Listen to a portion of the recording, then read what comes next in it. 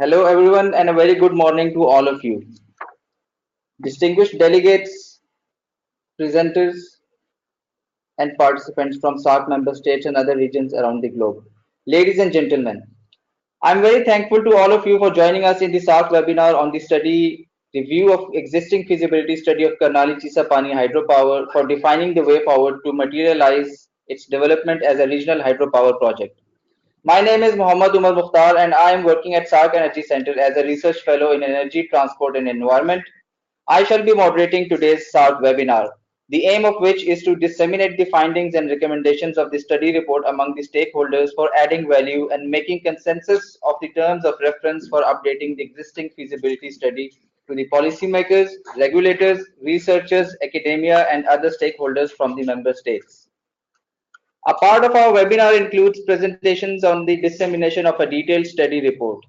The study was conducted last year by a team comprising of three-member group from India and Nepal, and we are blessed to have them today with us.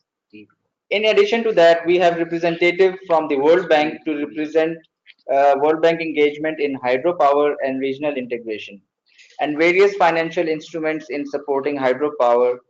And also we have representative from Elan Partners Private Limited to present on strategy and challenges for development of Karnali Chisapani as a regional power project. The webinar is structured in a way to disseminate the findings and recommendations of the study report among the stakeholders for adding value and making consensus of the terms of reference for updating the existing feasibility study. The webinar will disseminate the feasibility studies carried out in the past for the Karnali Chisapani project since 1966 and defining the way forward to materialize its development as a regional hydropower plant. The possible participants of the webinar would be from relevant government departments, research organizations, academia, associated industry and entrepreneurs, etc., specifically from South Asia region. It is my pleasure to inform you that Dr. Shoaib Ahmed, who is the Deputy Director of SARC Energy Center, has also joined us in this webinar. We are very thankful to you, sir, for taking out time from your busy schedule to attend this event. I'm also extremely grateful to our elite panel of presenters, including Mr. D.N. Raina, Leela Nath Bhattarai, and Mahesh Acharya from the study team, and Ms. Wong from World Bank, and Mr. Saifullah and Mujib Ahmed from Elan Partners Private Limited for their enthusiasm and eager willingness to participate in our webinar. I shall introduce them in detail before the start of their relevant sessions. Dear participants, you will have the opportunity to ask questions to presenters by typing your questions or clicking to the raised hand option into the attendees panel of the main window of GoToWebinar software. You may send in your questions at any time during the presentations. We will collect these and address them during the Q&A session at the end of each presentation. Additionally, you will also have a chance to share your views in the knowledge sharing session of the webinar. Now, I may like to request Dr. Shoaib Ahmed, Deputy Director, SARC Energy Center, to deliver his welcome speech.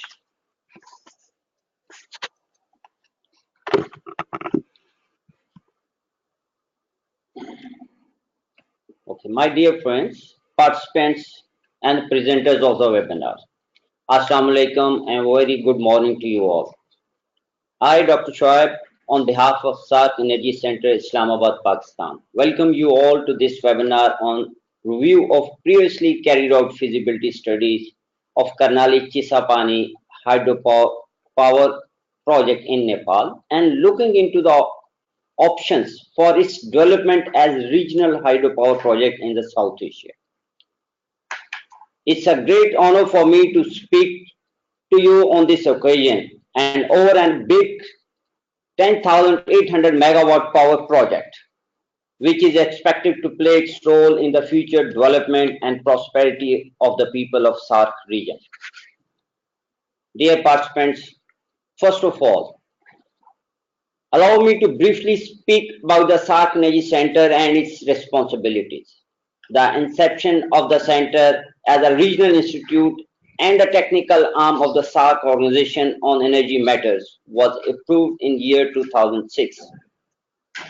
Besides, the center was expected to translate the energy vision of SAARC leadership into reality. Therefore, a governing board equally represented by the energy professionals from all 8 member states was constituted to guide and supervise the center. The day-to-day functional control of the center lies with the SARC Secretariat. The center started its operations in year 2008. During last 10 years, the center has emerged as a vibrant and effective SARC institute which has played its role in all regional level energy initiatives. Up till today, the center has carried out 110 plus interventions. The reports of these interventions are available on center's website free of cost to any. Moreover, hard prints of these reports can also be asked from the center, which we shall gladly provide. Today's webinar is on Karnali Chissapani Hydro project in Nepal, which is a big power project with a generation capacity of 10,800 megawatt or more. We intend to hold few more on the various aspects of this and other important issues and technologies in near future.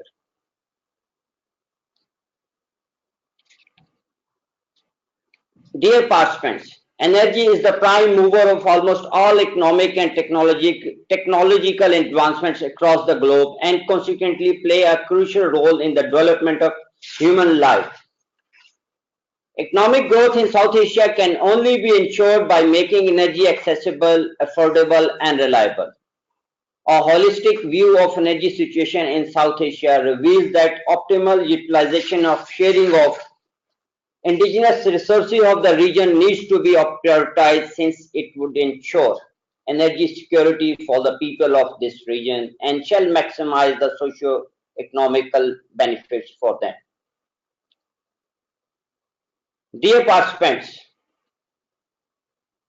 huge gap in energy demand and supply in South Asia asks for new initiatives, aggressive policy decisions, and big investments in environmentally friendly power generation and infrastructure development projects. In addition, SARC member states are also to build upon their political will for regional cooperation in power generation and its cross-border trade.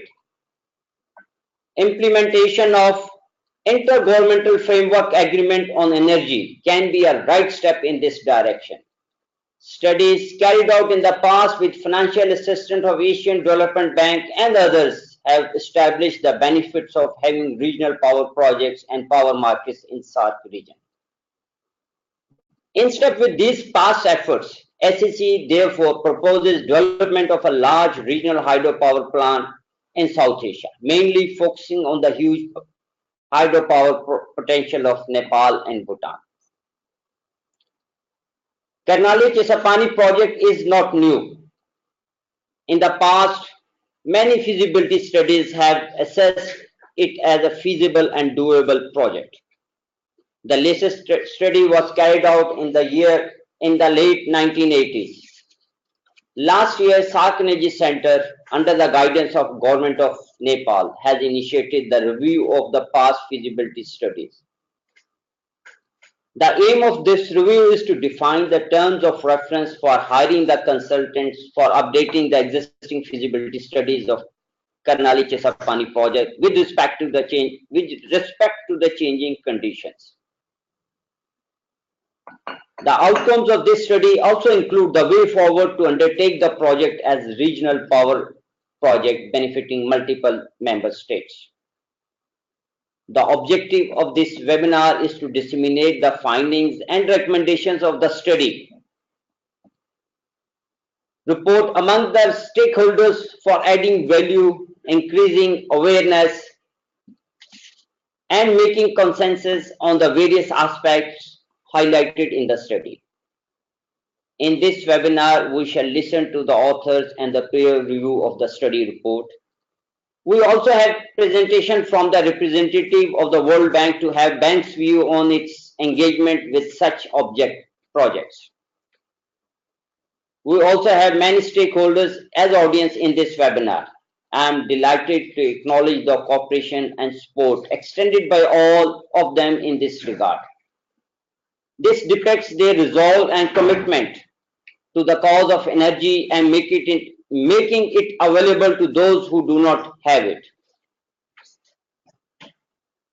In the end, I once again thank you all for joining this webinar and shall request you to feel free in suggesting us any improvement in the contents and outcomes of the study, and also in the working of SARC Energy Center itself. Today in the afternoon, we have a special session of knowledge sharing in this regard.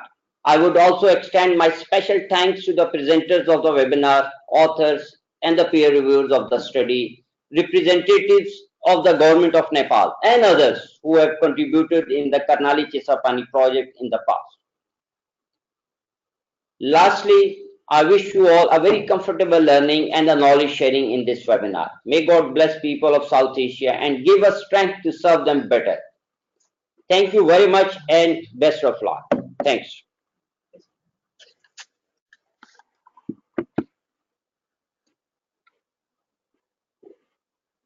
Thank you very much, Dr. Shoaib Ahmed, Deputy Director, SARC Energy Center, for your opening remarks. Now I will move on to our agenda. The first presentation is going to be presented by Mr. D.N. Raina, and the presentation is basically on the need to revisit the Karnali Chissapani feasibility study. Mr. D.N. Raina, over the past 40 years, he has held senior positions in the government, public sector, and multinational organizations. He is the founder president of Intisol International and Energy Consultancy Organization. He is also a member of World Energy Council and an Indian member committee. Moreover, he is director South Asia Forum for Energy Efficiency, think tanks including South Asia Policy Analysis and South Asia Free Media Association.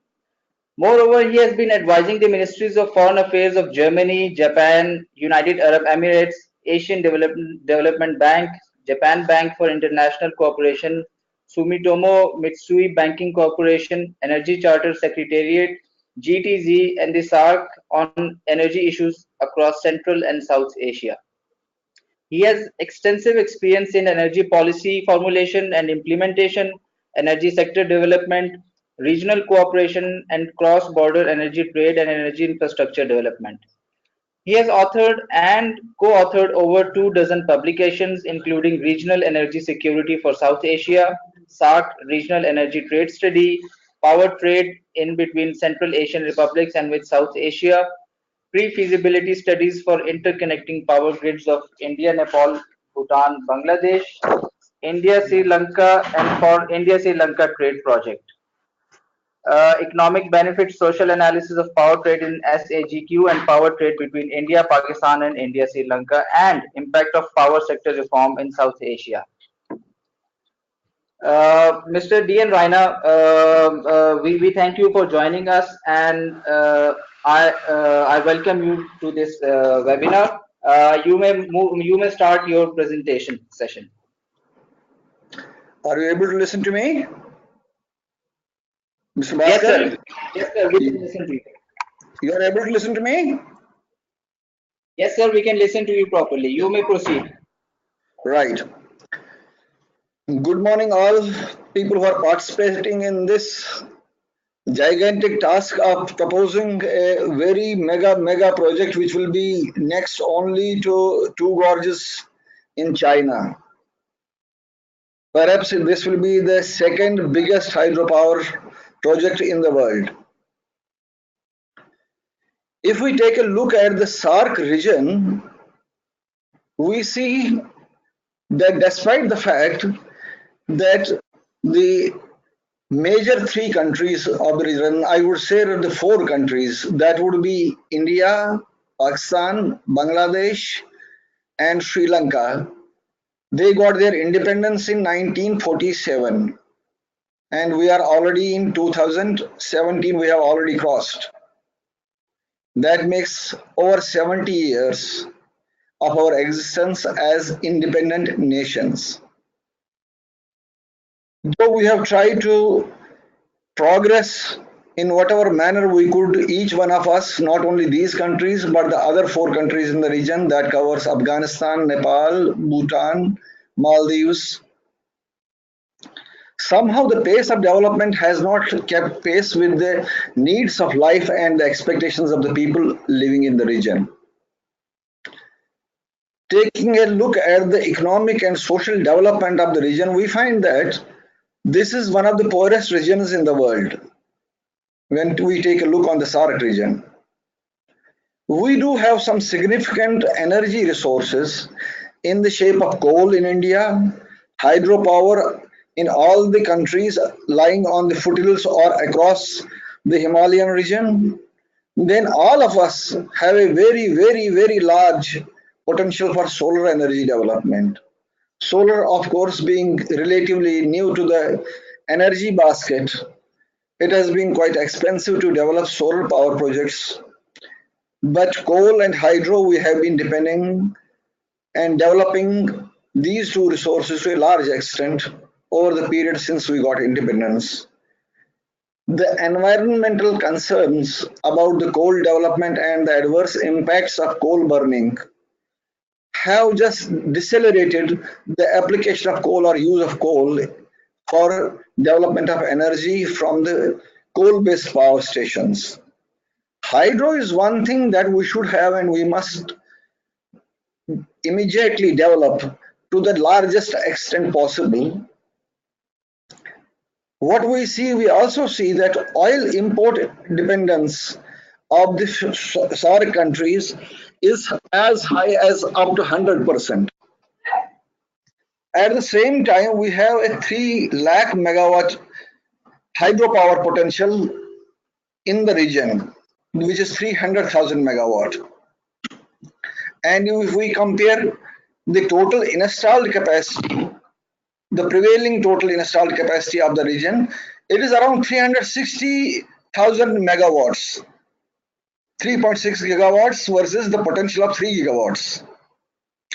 So if we had developed the hydropower potential that is available in the region, we could have definitely met at least 60 to 70% of the prevailing energy needs of the region. As against that, in my presentation, when I will be presenting chapter 4, I will just give you the country-wise breakup about how much is the country-wise potential in all the 8 countries, how much has been harnessed, and what is the energy generation from that capacity. The first initiative I was involved in the mapping of hydropower resources. This was a publication done by under the SARI Energy Project, South Asia Regional Initiative on Energy Cooperation and Development. Way back in 2001, I had just suggested to my team that let's take a look on the hydropower resources across South Asia and what is the potential and possibilities of developing and harnessing it for the generation of electricity.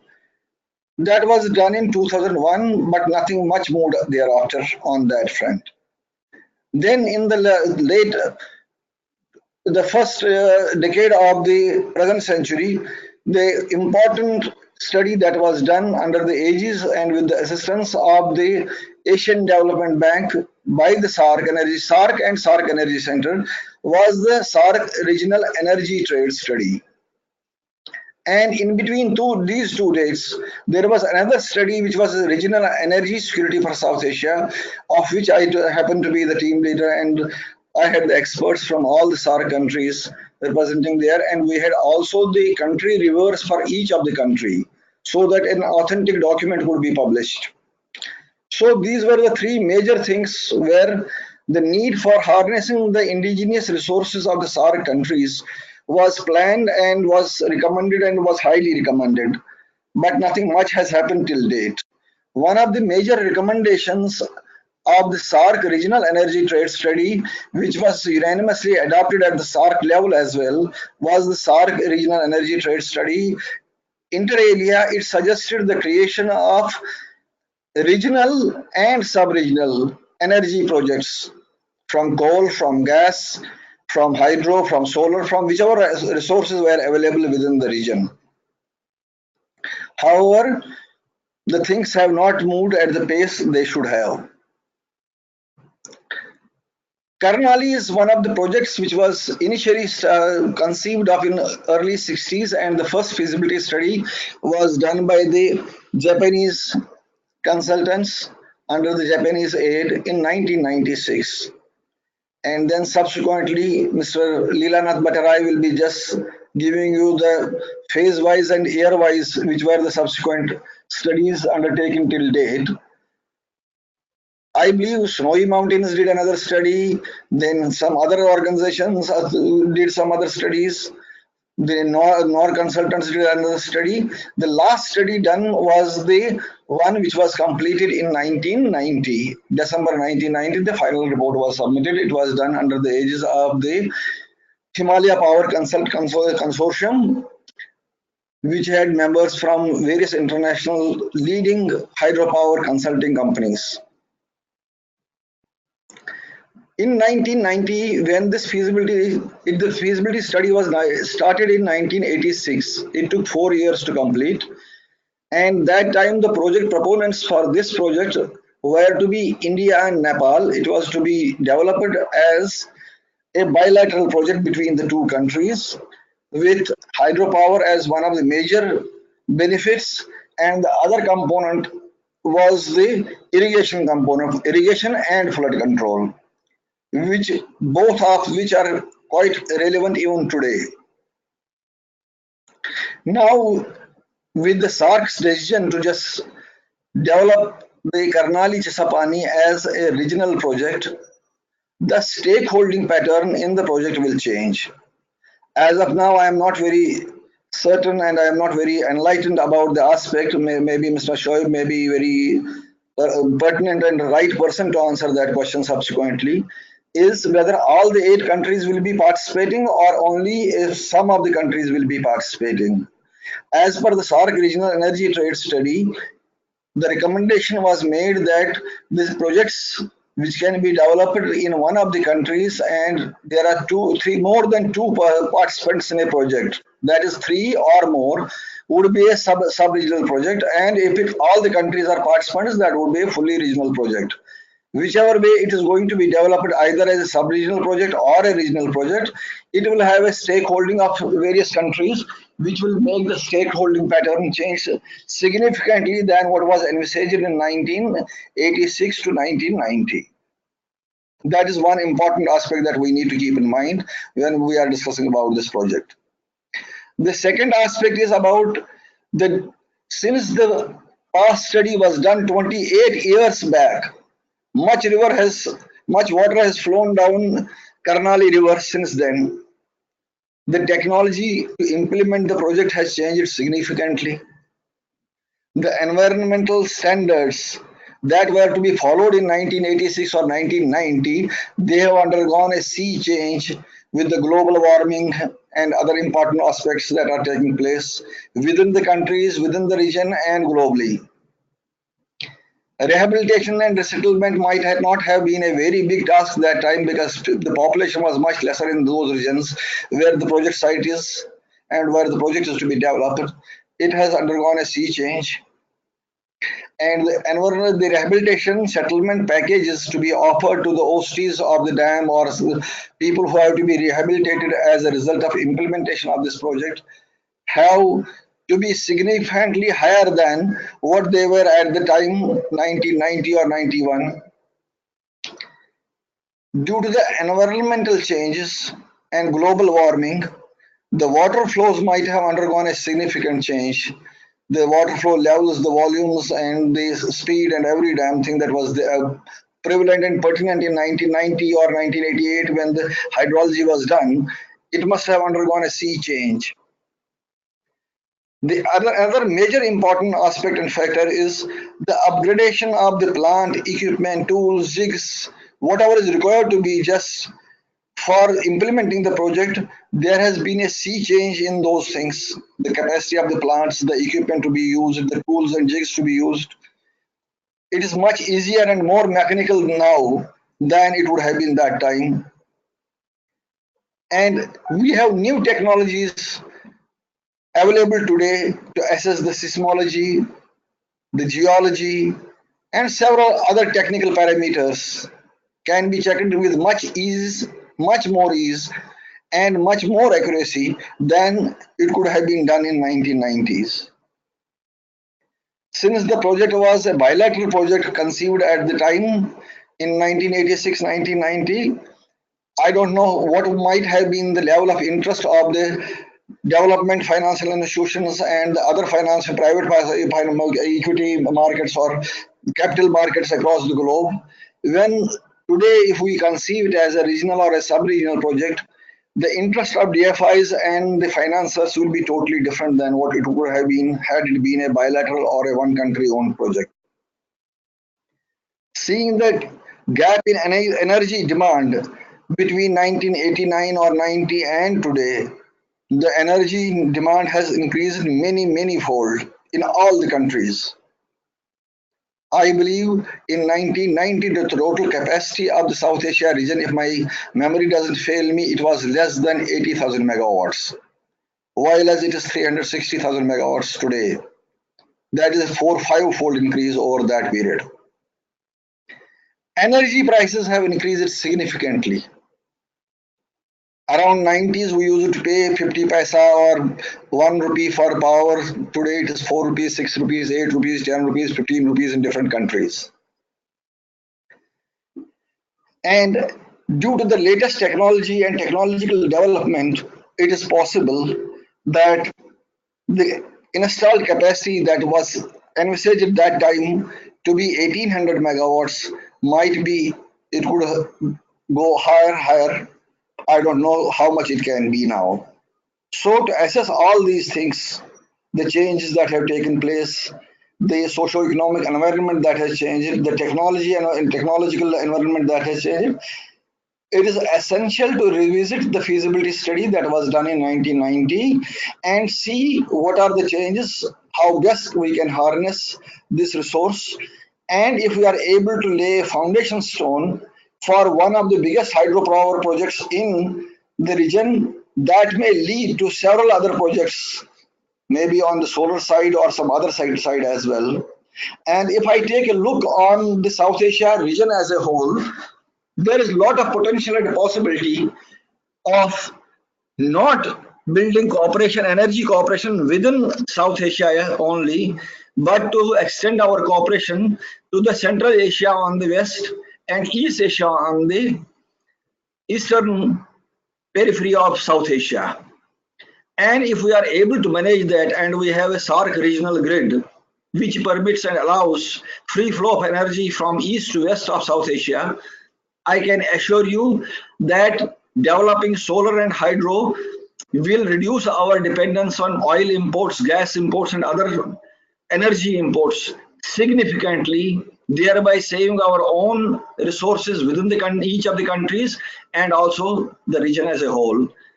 With those remarks, I will close my this presentation. I will just give it back to Mr. Bhaskar Pradhan, who is going to just give it to Mr. Leelanath Bhattarai, who will be presenting chapters 1, 2, and 3 of this feasibility study that we have undertaken. Then chapter 4, I will be presenting myself. Chapter 5 and 6 will be presented by our another author, Mr. Mahesh Acharya.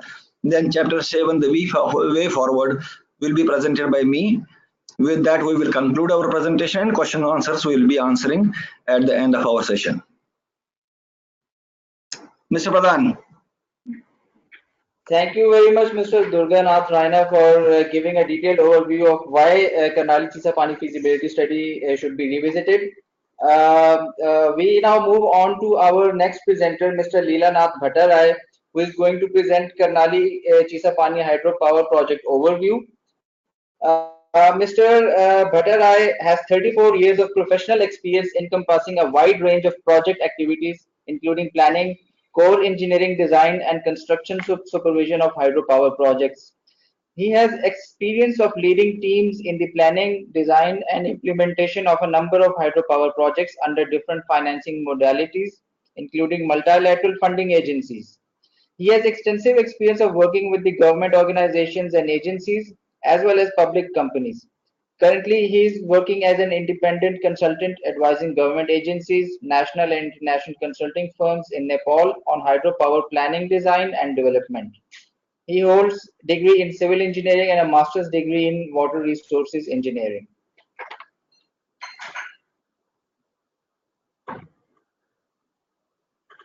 So, Mr. Leelanath Bhattarai, thank you very much for joining us. I hope that you can hear me properly. You may go on to proceed with your presentation.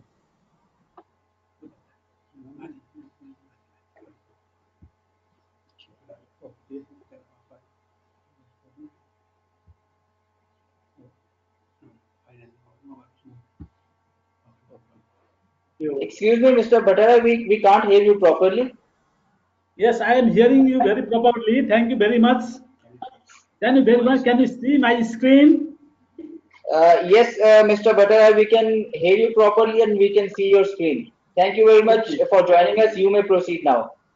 So I have shared my screen. So you might be observing my screen. So good morning, participants of this webinar on dissemination webinar on Karnali Chissapani multi-purpose project, which capacity is 10,800 megawatt. This is large-scale multi-purpose development. Its installed capacity is 10,800 megawatt, and it can generate 20,842 gigawatt hour energy annually. The project can irrigate about 200,000 hectare of land in Nepal and 3.2 million hectare land in India. The other benefits are flood control and navigations. So that's why this project has been conceptualized as multi-purpose project. This is also one of the largest water resource development on the Indian subcontinent with dam height of 270 meter. The total storage volume is 28.2 billion cubic meter, of which 16.2 billion cubic meter is the live storage. The project, it has a regulating facilities it can provide, which is provided immediately downstream to ensure uniform downstream flow. This facility includes a low embankment dam of reservoir capacity of about 100 million cubic meter live storage, and it can generate about 84 megawatt power. The dam site is located at the nearest part of the gorge. It is an embankment dam. The project is located in western part of Nepal. It is 600 kilometers from Kathmandu and about 500 kilometers from Delhi in Karnali Gorge, upstream of Tarai part of Ganges Plain. So this shows the Karnali project, location of Karnali project in the western part of Nepal on Karnali River. It can be shown in the Ganges Basin, the project on the Karnali River, just after Karnali Bend, very attractive bend, and this is Karnali. After the Karnali Bend, the project Karnali multipurpose project is located very close to the Indo-Nepal border. This is Indo-Nepal border. So this is very attractive gorge. Very attractive gorge. The length of this gorge is 4 kilometer, and the dam is located almost at the middle of the gorge. So this is the mouth of the gorge at the downstream, and beyond this, at the upstream of this, the shape of the valley is fan-shaped valley, which can store very huge amount of water, about 28.2 billion cubic meter of water can be stored in this fan-shaped valley upstream of this. So the features of a project, the main dam. The main dam is 270 meter high from the lowest foundation level, and peak discharge are reduced to about one-third of the peak inflow for both the spillway and the diversion facilities. The spillway is ungated chute spillway capable of discharging a maximum flow discharge of 19,200 cumex. This is about one-third of PMF. It is 860 meter long. At the end of this chute spillway, a flip bucket is provided. Ultimately, it disposes water into the plunge pool. So This is large storage reservoir with live storage of 16.2 kilometer square, about 16.2 billion cubic meter. It is equal to about 37% of average annual flow. So it can create about 4 times of dry season flow. So it can due to the regulations, the dry season flow could be about 4 times of the natural flow. The river Karnali will be diverted during construction through two 50-meter diameter diversion tunnels. Each of them are 2,400 meters long. So this is the general layout of the project. This is the dam across the Karnali river. It is 270 meters high. It is embankment dam. On the left bank, there is provision of intake and power tunnels, and underground power houses are located on the left bank of the river, and spillway is provided on the right bank. Spillway is provided on the right bank, and diversion tunnel is also provided on the right bank. So there is a provision of regulating dam. This is regulating dam. The length of regulating dam is about 8 kilometers, and it has provision of two irrigation outlets, one at the eastern part and other at the western part, east bank and west bank of the river. So the power facilities are located on left bank of the dam site. The power facility incorporates 18 generating units, each 600 megawatt, producing 20,842 million kilowatt hour per year. These generating units are in-housed in an underground cavern of size 705 meter length, 27.7 meter width, and 50 meter height, and include 6 power tunnels 15-meter diameter each. The power tunnel convey water into 18 steel line penstocks of 7.2-meter diameter through 6 vertical shafts of 14-meter diameter. The transformers and valves are also in-housed in a separate underground caverns about 700 meters long. So these are the power facilities shown here: the intake structure, power tunnels, and underground powerhouse and tail race.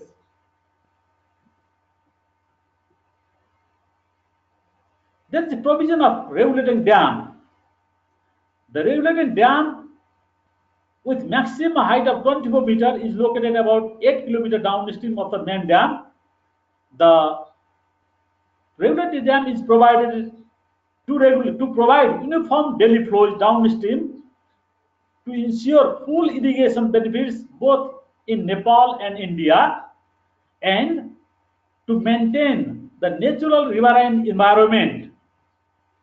For the power evacuation of power from the main power plant to the Indian system will be achieved through 5 765 kV transmission line, while the power from re-regulating powerhouse would be transmitted to Indian system by 1 220 kV line. This is the concept developed in 1989. So this is the general features. So socio-economic environmental issues. The study concluded that the project will cause substantial socio-economic and environmental impacts, which require further investigations and studies for that effective mitigations. The project required resettlement of about 60,000 people that time. So this time it has been increased tremendously. It was planned to resettle them primarily into currently the undeveloped areas within the Karnali irrigation command area. The environmental impact includes unavoidable encroachment into the existing Royal Bhartiya Wildlife Reserve. This is adjacent to the reservoir area, adjacent to the dam. This is located vicinity of the main dam and the rerouting facilities, and potential adverse impacts on the Gangetic dolphin and gharial crocodile.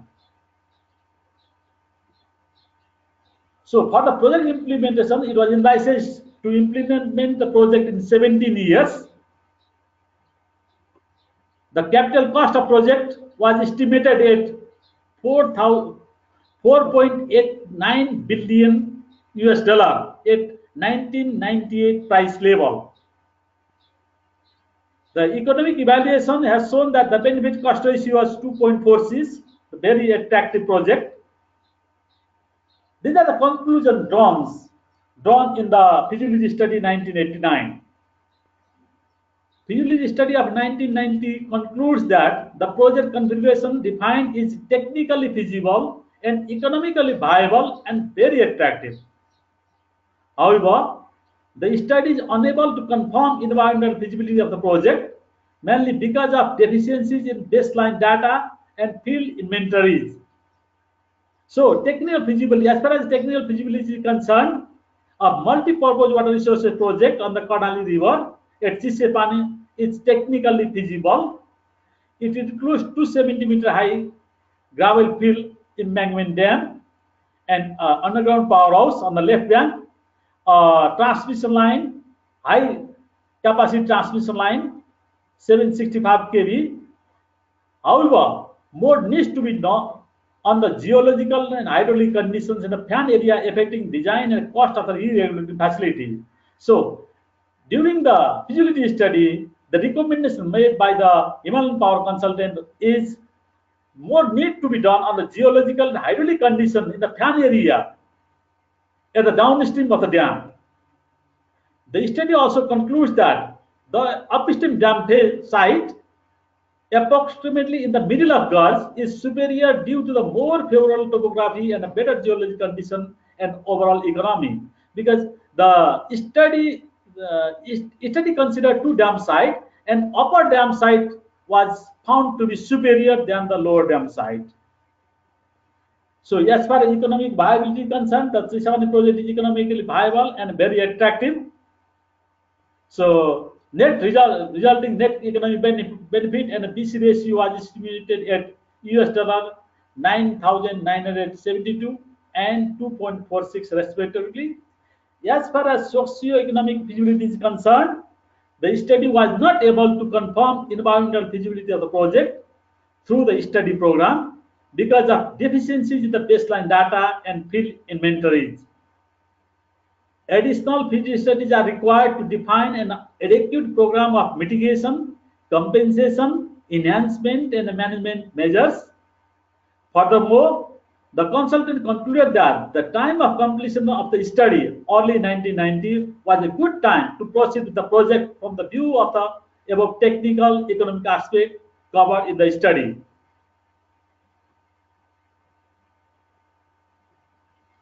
So, thank you very much for attending, for listening me. This is an overview of the project. So, I am proceeding to the review of the project. I am going to make the presentation on the review of the project.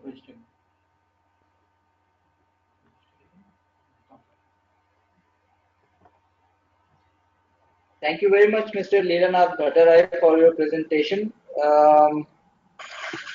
Now we move on to the review of feasibility study of Himalayan Power Consultants of December 1989 by Mr. Leelanath Bhattarai.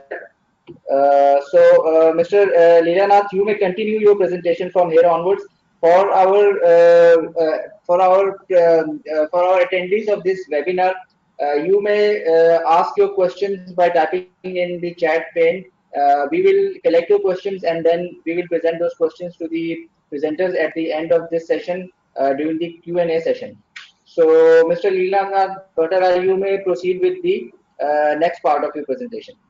Okay, thank you very much. I am sharing my screen. Can you see this, please?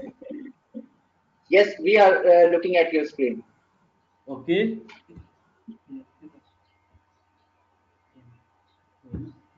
Yes. So you can see my screen. Yes, please. Okay, thank you very much. So I am proceeding for the review of the existing feasibility study 1989. of the Karnali Chissapani multi-purpose project. Actually, this is Karnali Chissapani multi-purpose project, not only hydropower. Hydropower is one of the benefit. So the content of the presentation would be documents reviewed. So I list what documents we have reviewed by our study team, and I also mention the site investigations. The site investigations carried out by the different studies in the past, in terms of topography, in terms of geology, geotechnical, hydrology, hydrological investigations, and also I'll put something about the Karnali Ghats, how the dam type is selected at the Karnali Ghats during the study. And also I'll discuss something about project optimization carried out in the time, reservoir simulation study, and then I'll enter into project general arrangement. I'll discuss about project benefits in terms of power benefit, in terms of irrigation benefit, in terms of flood control benefit and navigation benefit, and I'll discuss about the power facilities, and I'll enter into the environmental social issues, and at the end project cost, economic and financial analysis, and at the end I'll put some of our observations, the observations made by the study team. Okay, these are the documents reviewed. The main focus of this review were from the following documents. The documents: Karnali Chissapani multiple project feasibility study main report, December 1989, and also we have reviewed the executive summary, January 1990, and there are annexes. So the annexes cover geology and site investigation. Other annex: hydrology, power system studies, power facilities. So there are different annexes covering different aspects of study. So in the past, the first study was conducted in 1966 by Nippon Koi. The capacity of the project was figured out to be 1800 megawatt. So after that, next study was done in 1968. The study was done by Snowy Mountains Hydroelectric Authority, Australia. Its capacity was 3600 megawatt. Then the government of Nepal carried out other studies from Norconsult and Electrowatt in 1976. Its capacity was 3600 megawatt. Actually, none of these studies, neither Nippon Koi study nor Snowy Mountain study nor Consult study, none of the earlier studies considered multi-purpose aspects of the development. And none of the studies considered a development at Chissapani utilizing the full resource potential of this site. So there were some limitations of the earlier study. So there was continuous interest from the government of Nepal and the government of India in Chissapani projects. So steps were taken during 1970s and 1980s to proceed with the development of the project. A binational policy level committee named Committee on Karnali was formed in 1978. And this includes the high officials from government of Nepal and government of India. Then subsequently a technical level committee was also formed in 1983. The name of this technical level committee was named as Karnali Coordinating Committee, a technical team. As a result, a final feasibility study was deemed necessary, and government of Nepal decided to carry out a comprehensive study to meet all the requirements of major multipurpose development, consistent with the norms of international lending institutions. Accordingly, a feasibility study was carried out by HPC in 1989. The study was started from 1986 and ultimately completed 1989. And the HPC is Himalayan Power Consultant. It was a consortium of mainly North American consulting firms comprising Akers, Canada, Ibasco, USA, Savignon, Canada, and SNC, Canada. These all established that the project is technically feasible and financially viable. So Nippon Koi study was done in 1966. They proposed concrete gravity dam of height 200 meter. At the upstream side, there were two sites. From the very beginning, at the Karnali Gorge, two sites were considered.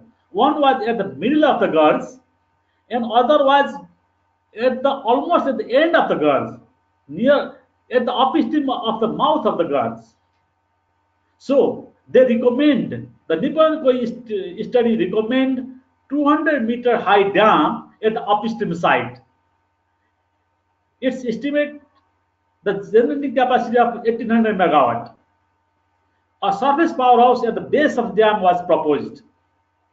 Then next study was made by Snowy Mountains Hydropower Authority 1968.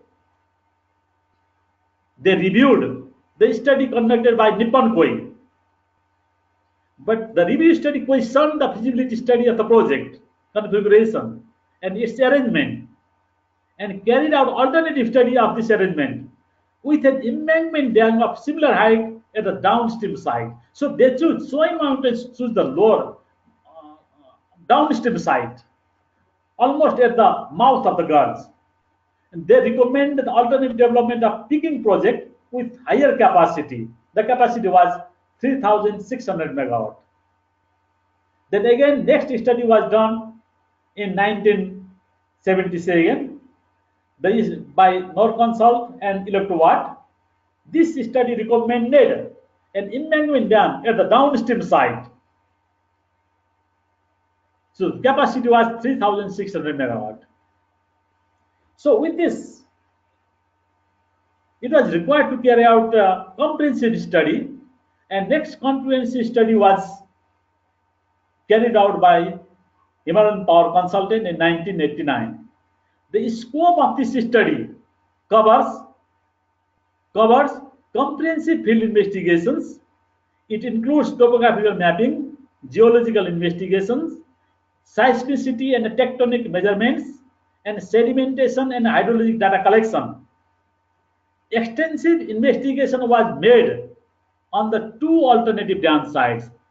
I already mentioned the upper dam site and lower dam site in the Karnali Gorge, leading to the selection of the more upstream dam.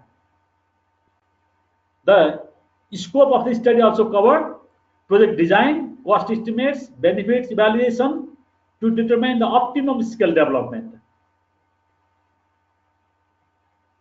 A construction plan for the entire project was prepared in this study, including special attention to diversion considerations, a dam construction, transportation of major equipment through India and Nepal, access roads and general construction logistics. All was studied in this. The access condition from Kolkata port to the project site was studied by different sub-consultants and subcontractors.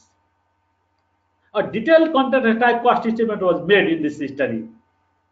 Economic benefits of hydropower production, irrigation benefits, flood control, and navigation was examined.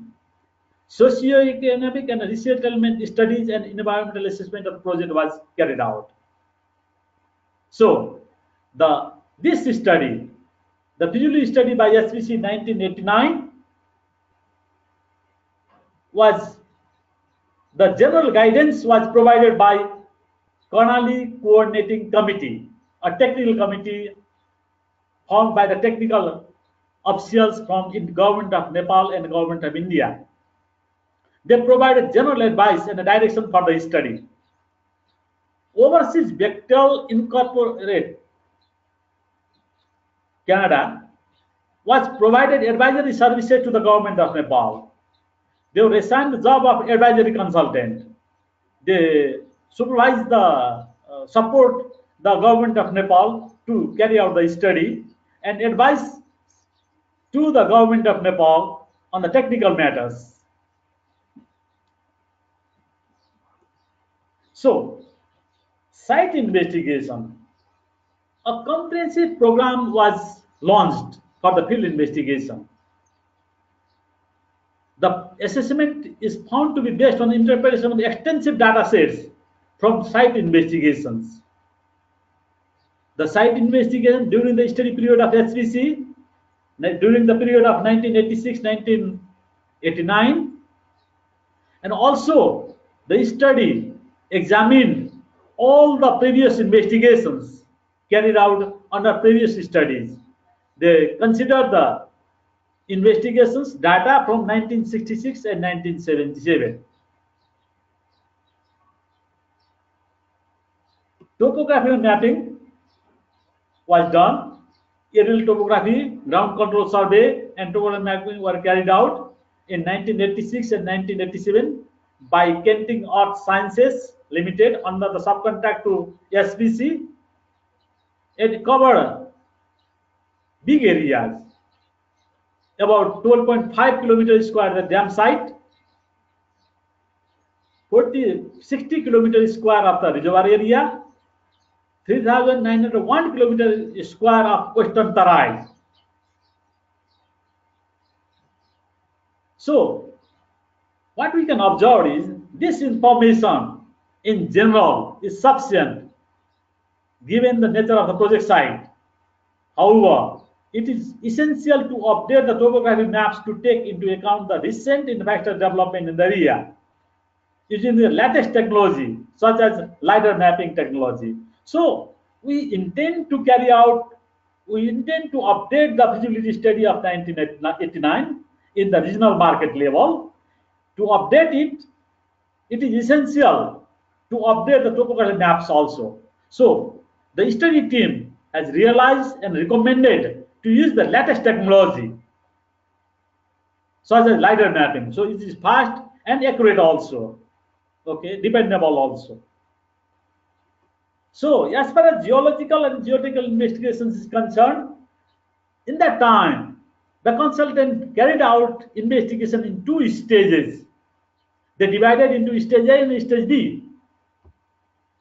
Stage A was mainly focused on the selection of dam because they were given the job of dam site selection, because there was the some study recommend upper dam site, other study recommend lower dam site. So there was confusion. So distinctly it was written to them. The scope was clearly defined to the SPC to select the dam site based on the geological investigation and geotechnical investigation. So stage A was concerned for the selection of dam, and stage B were concentrated at the selected upstream of the dam site. Once from the stage A, upstream dam site was selected, in stage B, the geological and geotechnical investigation was concentrated at the upstream dam site. And at the stage B investigation, next important area of investigation was re-regulating facility and also the borrow areas to provide data for feasibility design. Furthermore, the investigation carried out for the underground works comprised 5 elements: geological mapping, geophysical survey, core drilling, editing, and rock testing. The investigation includes about 3,200 meters of core drilling and almost 700 meters of drifting or exploratory edits, test edits, 700 meter test edit, and more than 3 kilometers core drilling. Points of particular interest are angle core drilling under the river and deep holes and edits into the area of the underground powerhouse complex. So what we can observe from this is the investigations are generally comprehensive except investigation on geological and hydrological conditions in fan area. Even the study recommends to carry out further investigation in geological and hydrological condition of fan area. So investigation were performed all the areas very comprehensively in detail, but additional investigation is required for the fan area at the downstream, at the re-evaluating facilities area also. Investigation on geological and hydraulic conditions in the fan area affecting designs and the cost of the re-evaluating facility needs to be done. Besides, further geological, geotechnical innovation might be necessary for detailed engineering design of the project. Such additional innovation may also include in-situ test. The consultant, in-situ test, the consultant to be hired for the updating of the feasibility study will determine the scope of additional investigations and carry out the investigation subject to the approval of employer. So what we think is the geological investigation was very comprehensive, but further investigation may be required with for the use of latest technology and all these things. So the consultant to be hired for the feasibility study, updated feasibility study, needs to define the scope of works for this. So that is our understanding of the study team. Okay, to carry out the additional investigation on the recommendation of the potential consultant, subject to the approval by the employer. Okay. So this is all about the geological geotechnical investigation. So it should be included. It should be included in the especially fan concentrate to the fan area, and also maybe some rock mechanical test may be required. Some hydrofracturing type of test may be required. Okay, that is very important to finalize all design aspects of underground structures. So that may be required. So that is included in the TOR of the consultant. It is well defined in our TOR of the consultant in the task number 2, the field investigation study. It is clearly written in the TOR of the potential consultant. Now next, investigate the hydrology and sedimentation. Okay, that time also they have carried out very good hydrological and sediment studies and investigations. The one of the station number 280, located immediately downstream of the dam site, was used for flow measurement between July and September 1987. A shore-based system from the existing wire rope cableway was used for this purpose. For the sedimentation also, a channel hydraulic characteristics and bed material size were determined in April and September 1987 during the study period, along an 8-kilometer stretch of the Karnali River upstream of the dam site and along the River Vary. And fortunately, I was involved in the study of this project just after my undergraduate degree. I was involved in this project as a design engineer. So 3 cross sections were surveyed on the Karnali River upstream of the dam site and 4 on the River Vary. Water survey profiles were measured along both reaches. A total of 12 bed material samples were taken and their gradation determined. A total of 403 suspended sediment samples were taken and were analyzed. According to our study, the review team, we found that time it was good to carry out hydrological investigation studies well considered. But it was done 28 years back. Okay. So during the last 28 years, since the time of HPC, there are additional hydrological data available. So it has to be refined. We have additional data, 28 years additional data, it has to be refined. Also, there has been significant changes in the land use pattern in the river catchment. So this will have impact on the sediments concentration in the river. The reservoir sedimentation is very important. So that time of study will have to update it, further update it with the study of catchment characteristics and all these things. So supplementary data collection on hydrology and sedimentation during the study project period is required to be carried out to refine them. It is essential to review the hydrological data and also it is also we recommend to take sample measurements of sediments in the river during the study period, because some time will be given to the consultant. So during that study period also, consultant can take some samples, can verify that, can make some measurement. So this is clearly written in the TOR of the consultant for the updated feasibility study. It is well written in the task number 2. the field investigation and studies. Now, next, environmental social surveys. The baseline information on the variety of resources in the reservoir and downstream areas within Nepal was collected by survey team traveling on foot and by boat. Well done that time, because it was 1989. So that time the environment requirement was different from today's. So whatever they have done, it has to be reviewed and it has to be updated.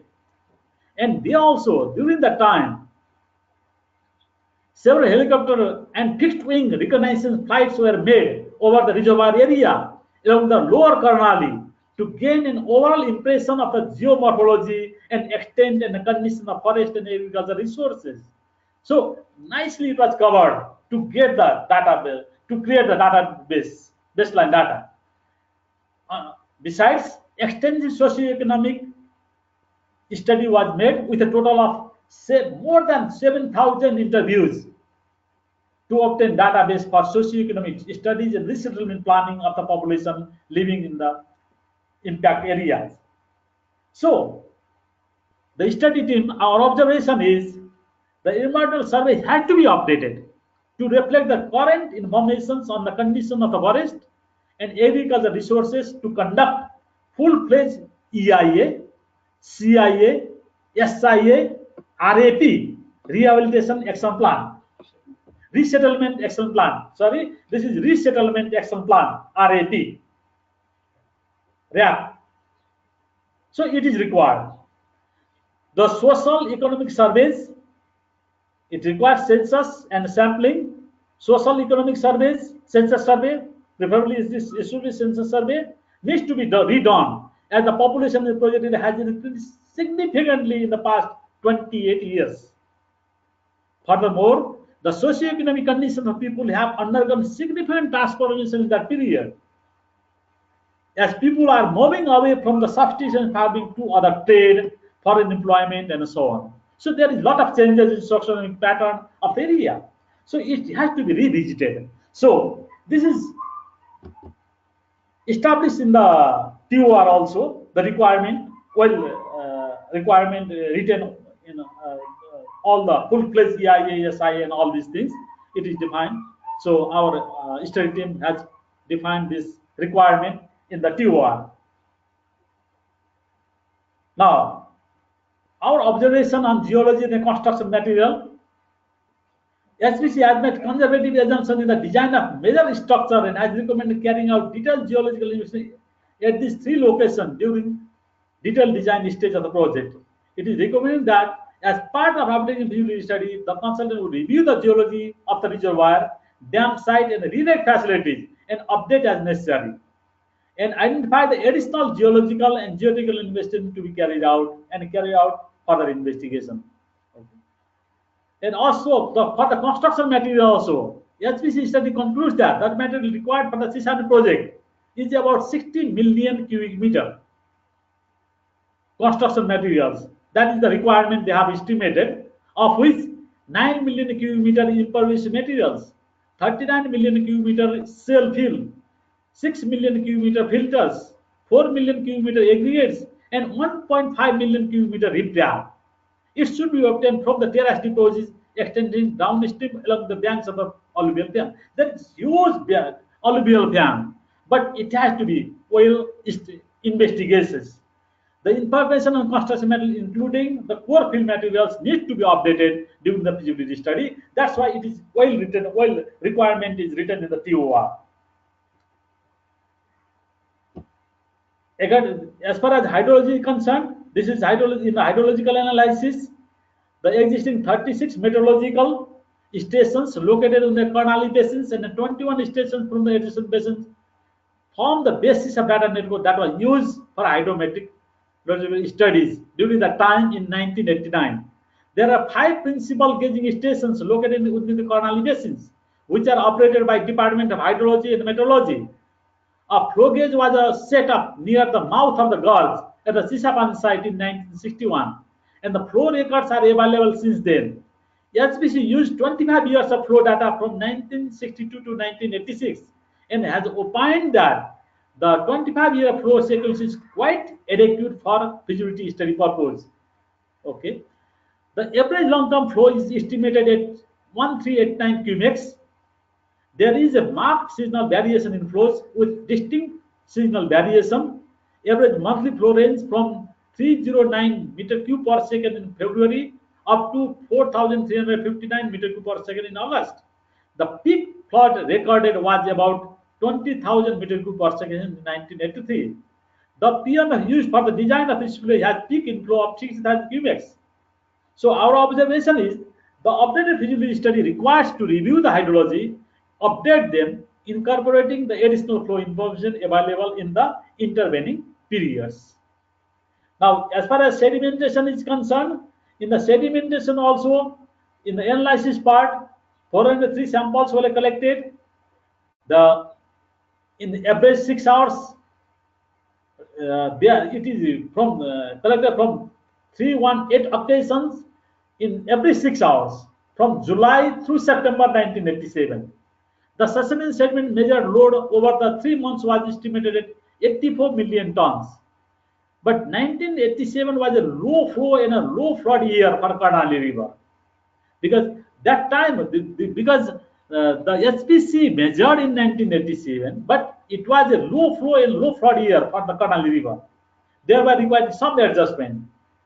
HPC estimated 260 million tons as the annual average applying sediment rating curve derived from 1987 data, and consider some sediments load measured for other basins in the subcontinent. They have considered other subcontinent also.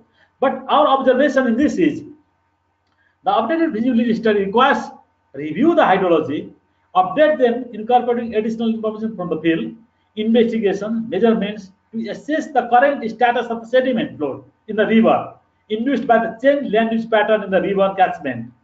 Further, as suggested by HPC also suggested, the updated feasibility study will also require to carry out an assessment on the potential for river channel degradation downstream of Chissapani, especially at the downstream of Girzapur barrage, quantify the likely impact and identify mitigation measure. They have studied, but what they have done, for the downstream degradation part, they have studied up to Indo-Nepal border, mainly focused on the Indo-Nepal border, and beyond that they have not considered. And they have also recommended in 1989 study also they have recommended the end assessment on the potential of river channel degradation downstream of the Chissapani barrage, especially Girizapur barrage, are below from the Indo-Nepal border. So it is required to be done for quantifying the likely impact and identify mitigation measures. Now, next important is the Karnali Gorge.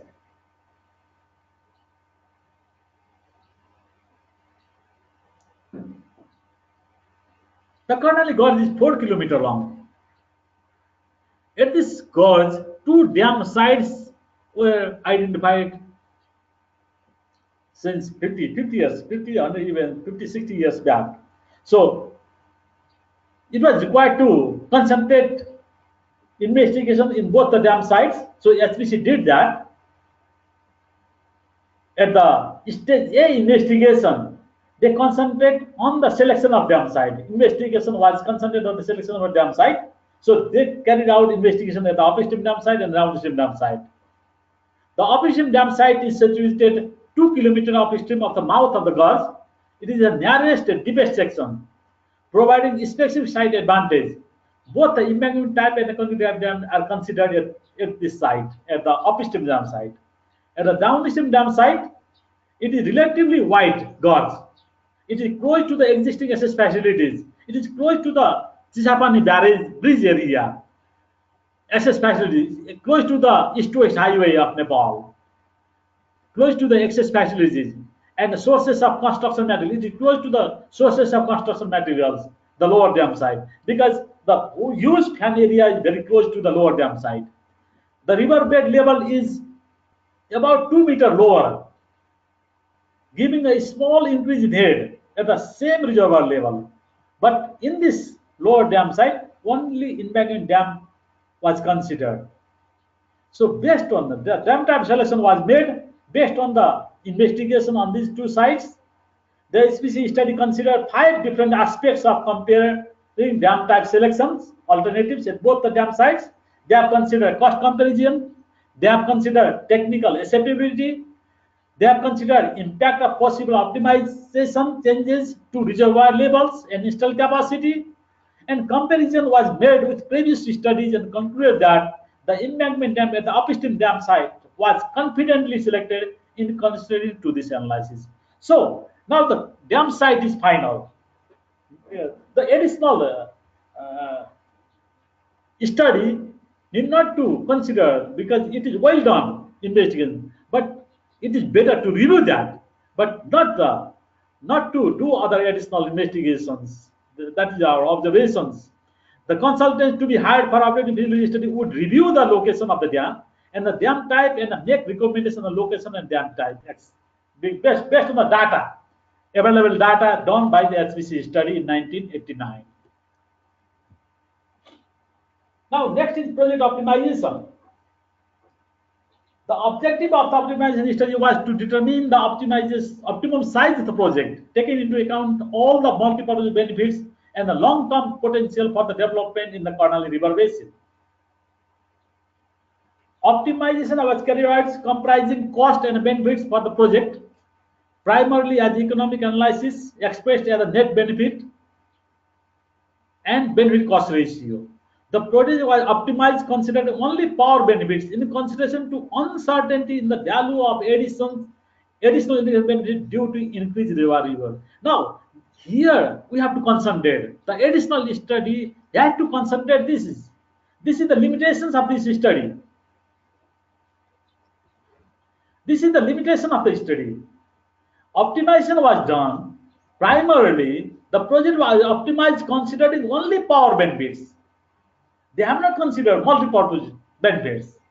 They have added later on, but optimization has not considered this. This is the main drawback of this study. The project optimization was optimized for only power benefits, and they have mentioned they think that it is uncertain to value additional irrigation benefit due to the increased reservoir storage. So the reservoir storage, the dry season flow has increased 4 times, but they are not certain of additional irrigation benefits. This is the main limitations of this study. So the further study, the study team, we have found this as limitations of the study and well recommended in the TOR to carry out all sort of the project should be considered a multi-purpose project. In the name, even in the name also, we should put the multi-purpose project, not the Karnali Chissapani hydropower project. This is the Karnali Chissapani multi-purpose project. We have to treat this as a multi-purpose project. Not only treat this as, we have to, the fact is multi-purpose nature of this project. We have to use this for the benefit of the nations, all the nations. So, especially Nepal, India, Bangladesh, the benefit of flood control and irrigation benefit. Okay. However, the study confirmed that almost the entire reservoir size is considered is capable of providing the maximum identified downstream irrigation flow benefit. They have done so. The limitation is they did optimization based on the power benefit, but what they have done is with the power benefits and all these things, they have mentioned that is capable of providing maximum identified downstream irrigation. So they have identified irrigation benefits at the downstream about 3.2 million in India and about 200,000 hectare in Nepal. About 3.4 million hectare land will be irrigated in Nepal and India. So this huge irrigation benefit for the huge irrigation, it is the optimized. This is the limitation of the study. So the further study, the updated study has to concentrate on this. This is very, very important. Now, next point is the range of alternatives considered in the project optimizations. They have considered range from 370 meter MASL to 430 meter MASL. They have taken all the possible alternatives of full supply level. And drawdown vary from 40 meter to 70 meter. Based on the geology of that area, it is also well done. The installed capacity corresponding to 20% to 30% of capacity factor. So this is the consideration they have made in the optimization study. HPC study considered the range of project capacity factors from 20% to 30% as suggested by the Indian as suggested by the Indian delegation to the Karnali Coordination Committee. Actually, as far as project capacity factor is considered, the SPC has not made much study on this. They have considered the suggestions by the Karnali Coordinating Committee. Actually, they should have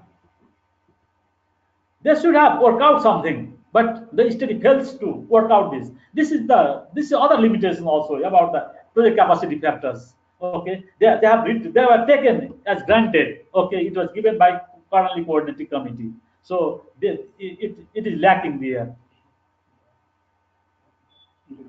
Huh? Yes, uh-huh.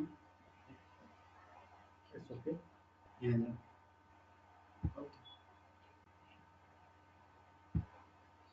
Sorry for interruption. Okay.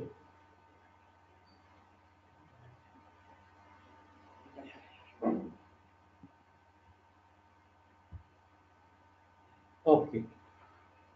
Okay, project optimization. This slide is also continuing for project optimization. After the initial optimization as an independent hydropower project for power export to India, the HPC study also evaluates the impact of upstream Karnali hydropower project development, which Excuse is me, our project. Mr. Leelanath, as the you are over 10 minutes above your time, so if you could please wrap it up in the next 5 minutes, so we could then move Okay, on to okay, Mr.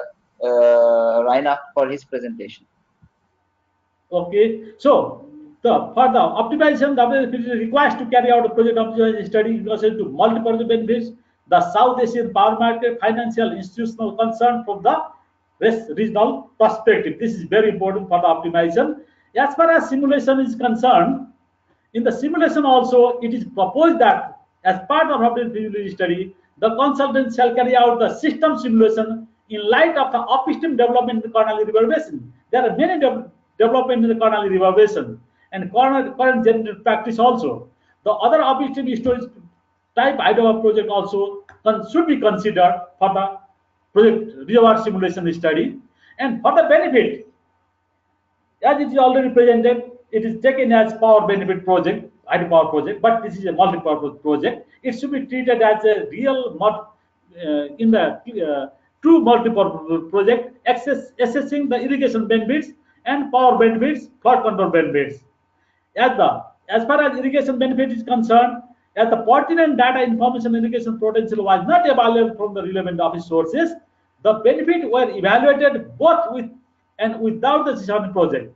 The benefit estimation was made the available information from relevant reports on water and land use concept throughout the Ghagra and Ganga plain. So they could not receive the official data. So it is the limitation of the study. Flood control benefit also has some limitations. It is essential to estimate the power benefits, irrigation benefits, and flood control benefits using updated information from the official source of Government of India, Government of Nepal, and also Bangladesh government also. So this is general arrangement of project. It is already presented in the overview of the project. So facilities and all these things, it is presented already. Power equation also, environmental resources is also presented. Project cost, it is also presented. The total cost is 4.89 billion US dollar in 1988 price level. The consultant to be hired for updating the feasibility study shall review the project cost to reflect the current cost of materials, labor and equipment, and the cost of land acquisition and rehabilitation of the project affected people. So economic and financial analysis also, it is required uh, to assess the benefits. There are some observations. The focus of the 1989 SPC study was to optimize the project primarily for power generation, with irrigation, flood control, and irrigation benefits taken as being secondary. The data availability issue had hindered the SPC to undertake a comprehensive study to optimize the project to capture the other benefits, particular irrigation and flood control in India and Bangladesh. The updated feasibility study requires to optimize the project as a true multiple project, taking all the benefits. Next, the updated feasibility study will require to update the optimization of project considering the planned committed upstream development in the Karnali River basin, such as there is a project, Upper Karnali project 900 megawatt, Phuket Karnali project 540 megawatt, West Sethi project 750 megawatt, Nalsingat project in the Nalsingat River on the tributary of this river 300 megawatt and other IR projects. So for this, it is required to update this. This optimization should consider all this.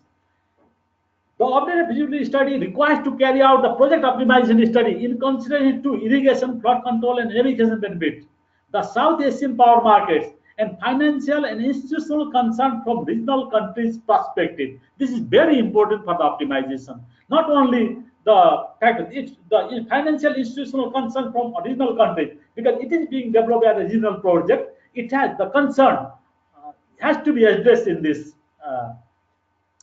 The planned upstream storage type hydropower development will further firm up the energy generation capacity of Karnali Chissapani. Consequently, the consultant requires to carry out the system simulation in light of the upstream development in the Karnali River Basin, considering ongoing project and proposed project both, using the most correct information of the upstream projects, with irrigation, flood control, and navigation co-benefits to be optimized along with the power generation.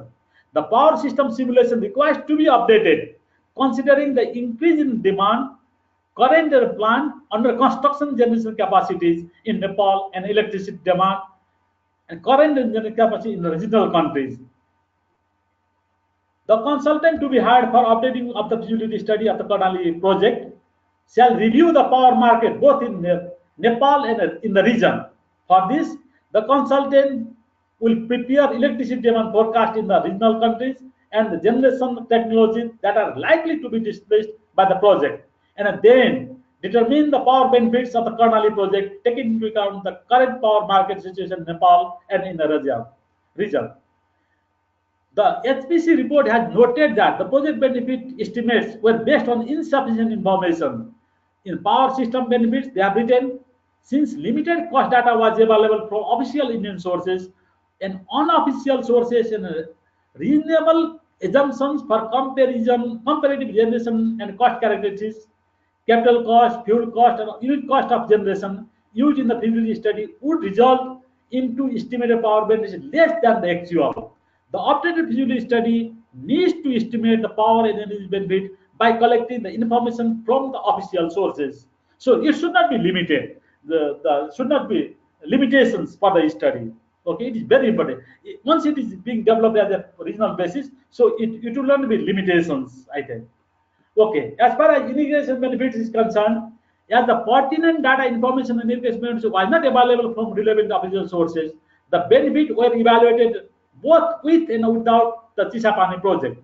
This will dependent on the interpretation of the available information from relevant Indian reports and other background documents on water and land use concept throughout the Ghagra and Ganga plain.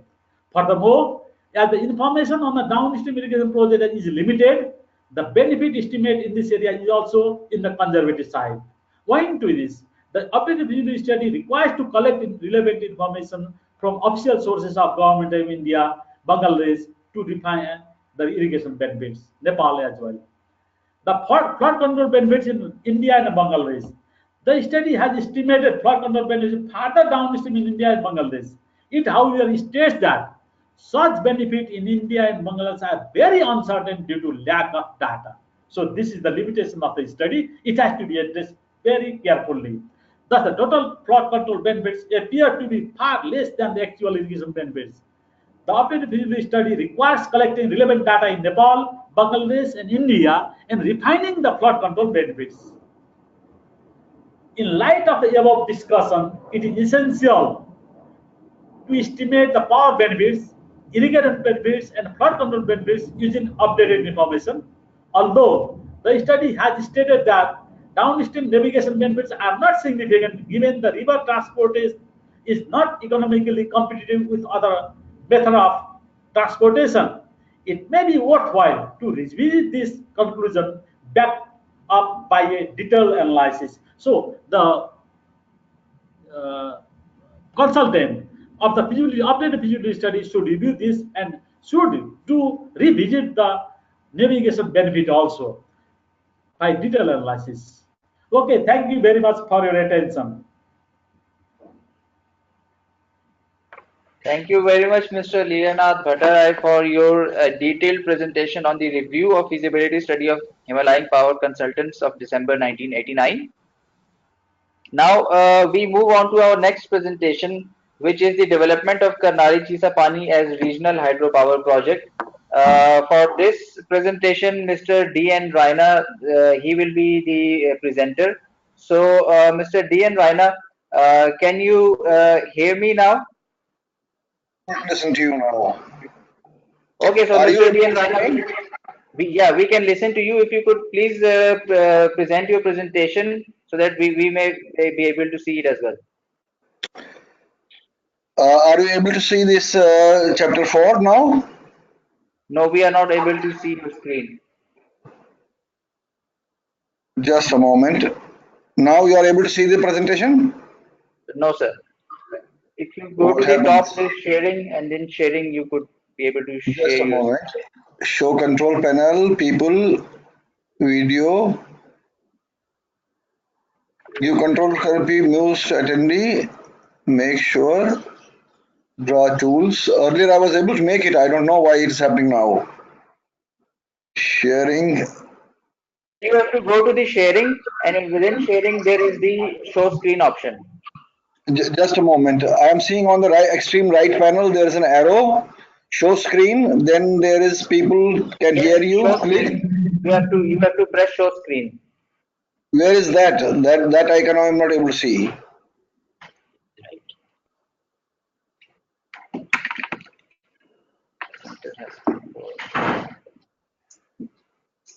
You can't see show screen option on sharing.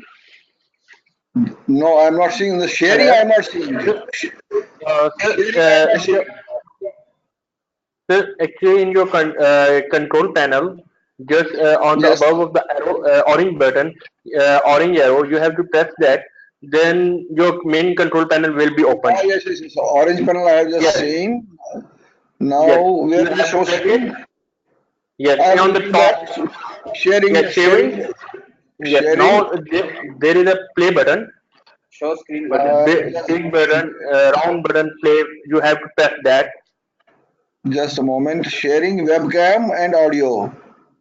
No, Below sir. sharing, uh, It's on above sharing. You have to Wait, wait, wait. Sir, don't press the webcam button. Press the sharing button. Press the I will just, small arrow near the sharing button, yes, and then play, you show screen. yes, show screen. Then Is it visible to you now? still not visible, sir.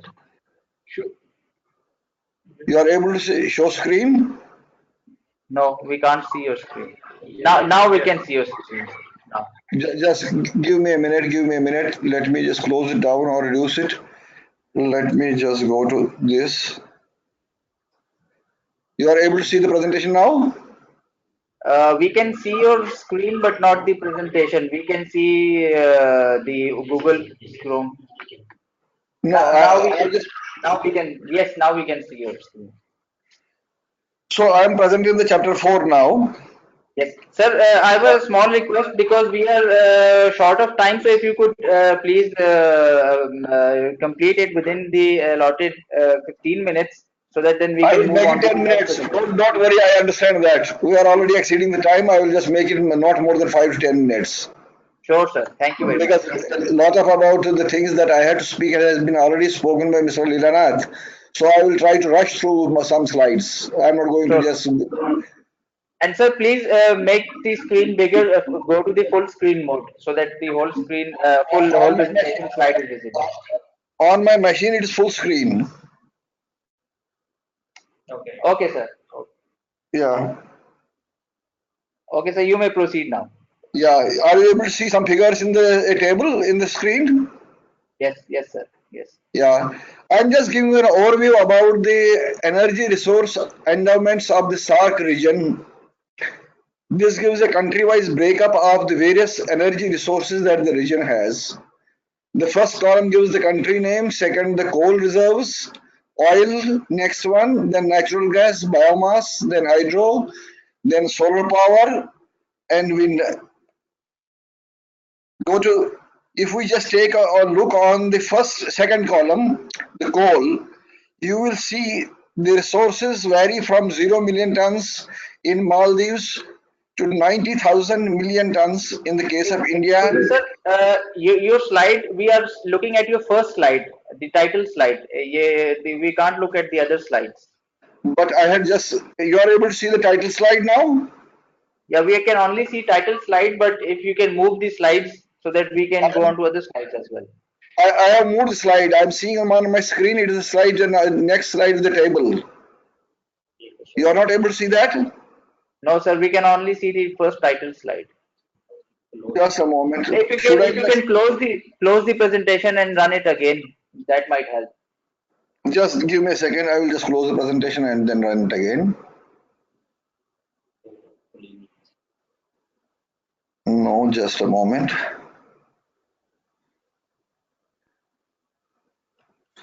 It is not closing, man.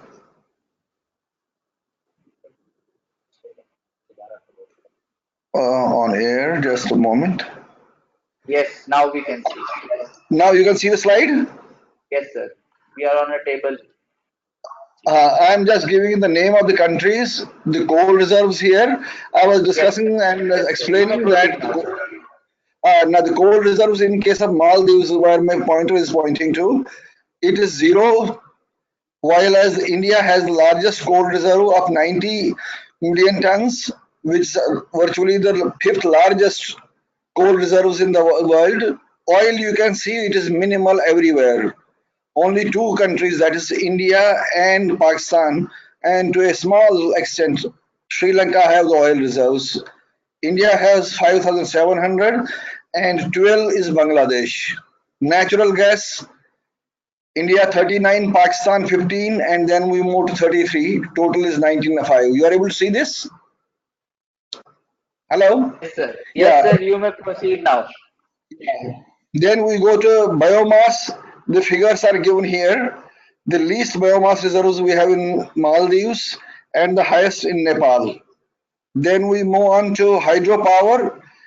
We have virtually 0 megawatt capacity potential in Maldives, while as 150 gigawatts in case of India, followed by Pakistan 83, Nepal 83 gigawatts, Pakistan 60 gigawatts roughly, and then solar power potential, we have quite a bit of it. All the countries in the region have it, and then we go to the wind. And in case of Bangladesh, Afghanistan and Bangladesh, the figures are not much available because in case of Bangladesh, it is very limited reserves. In case of Afghanistan, though the wind power mapping had been done, but I don't know why the figures are not available in public domain. That is true of Maldives as well. Pakistan and India, along with Sri Lanka, they have larger reserves of the wind power in the region. Electricity generation in each of the countries, the name of the countries is given on the second column, and the installed capacities, the biggest installed capacity being India at 350,000 megawatt, and the lowest being Nepal with 898. See the difference of the potential that has been harnessed. In the previous slide, I was discussing about Nepal having 83,000 megawatts potential and only 898 megawatts has been exploited. While as India has 84,000, out of which the generation capacity as a date, it is not only hydro, it is overall all sources put together. Because Nepal has only hydro with a little bit of coal in that mix. While as India has several factors in that. So that makes it 350,000 megawatts. And then comes Pakistan, followed by Bangladesh and other countries. Then we go down, oh sorry. What is happening here? Just give me a second.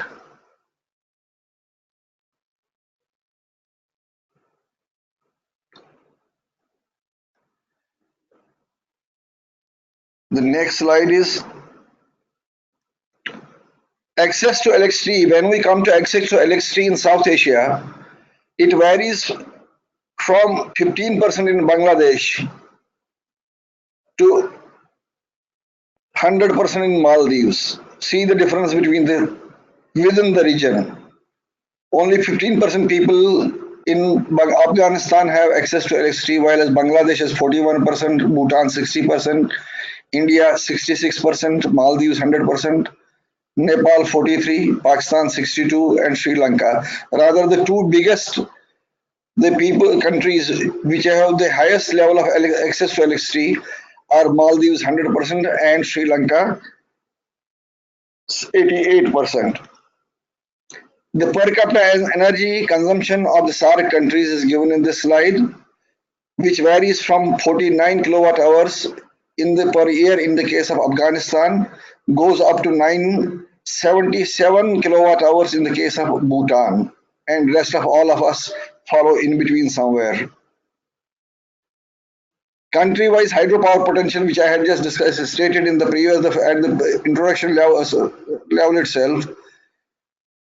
We have quite a bit of hydropower potential. If we go to the column 3 where my mouse is going, Afghanistan has 23,000 megawatts potential. Afghanistan, of course, has very minimal, that is 1,897. Bhutan has 30,000, India 150, Nepal 83. Pakistan has a very big potential after India, that is 100,000 megawatts. Sri Lanka 4,000, and you will observe that Sri Lanka has harnessed nearly, if you go to the last column, you will see Sri Lanka has just harnessed 67%. That is the highest percentage harnessed by any country in the region as a percentage of potential, not in absolute terms. Pakistan has a potential of 100,000 megawatts. Economically viable is 60,000 megawatts, out of which only 10-11% has been harnessed. India, which has a hydropower potential of 150,000 megawatts and economically viable is 84,400, and 40,000 has been harnessed. That makes it 47,000. So there is a big gap. If we see to column 4 and column 5, which gives the economically feasible potential and the present generation. See the difference. Afghanistan 18,400, only 200 harnessed. Bangladesh 750, 200 harnessed. Bhutan 23,000, 1,400 harnessed. Of course, Bhutan will be adding a massive hydropower potential within the next 10 years, because large hydropower potential projects are being developed right now in that country. Similarly, Pakistan 60,000, only 7,000 roughly has been harnessed. So out of the 391,000 megawatts we have, the potential, the economically viable potential is 231,000 megawatts, out of which only 50,000, nearly 1/5 of the total hydropower potential that is economically viable, has been harnessed so far on a regional basis if we just make an average over the region. Now, why is it important to develop the Karnali Chissapani as a regional hydropower project? It is a very, very large project, I stated earlier as well, with a capacity of 10,800 megawatts assessed in 1990. And maybe with the new interventions of technology and new assessment tools that we have right now, this capacity could perhaps go much beyond 10,800 megawatts. It has the potential of becoming the largest hydropower project in one single site across the world.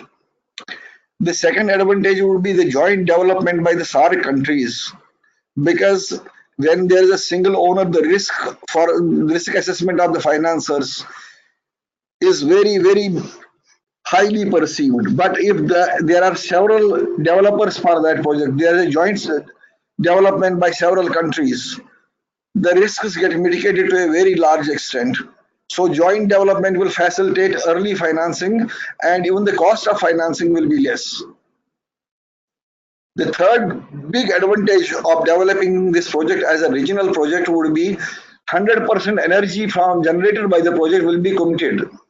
There won't be even 1 kilowatt hour which will go waste any time of the year. Whatever energy will be generated by the project, it will be sold to the participating countries, and the demand is so high, and the gap between demand and supply in all the countries is very large. We are facing 8 to 10 hour power cuts in various countries in different seasons. So 100% energy uptake will ensure that the project is extremely beneficial. financially, economically, and otherwise as well.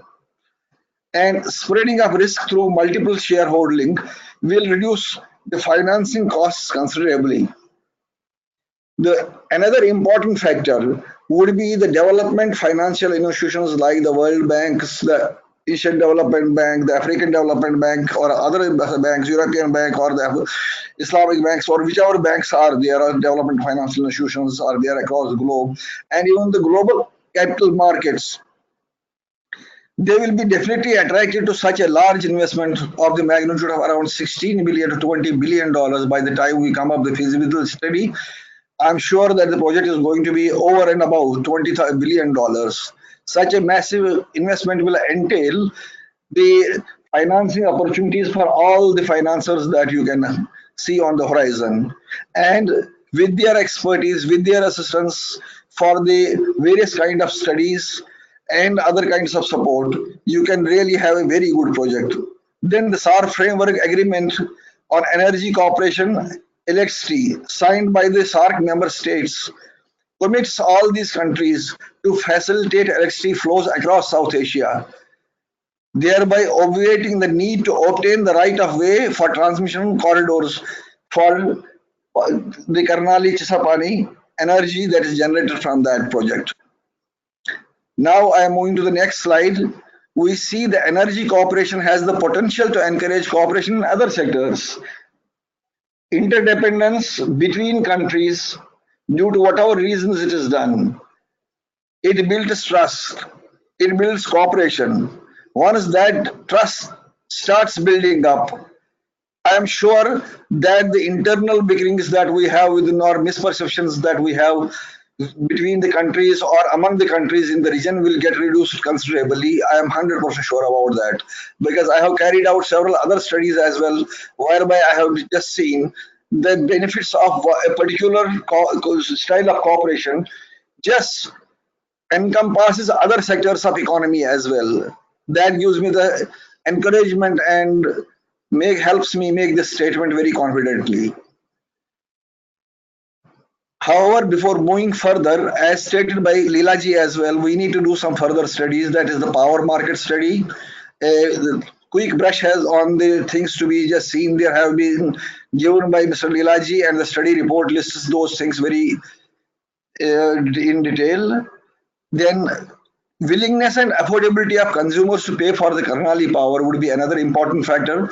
Though I am sure that given the present prevailing tariffs across South Asia, Karnali is going to be one of the very, very reasonable and very attractive power projects, and its tariffs would be quite competitive in comparison to any other project that we are just seeing right now on ground.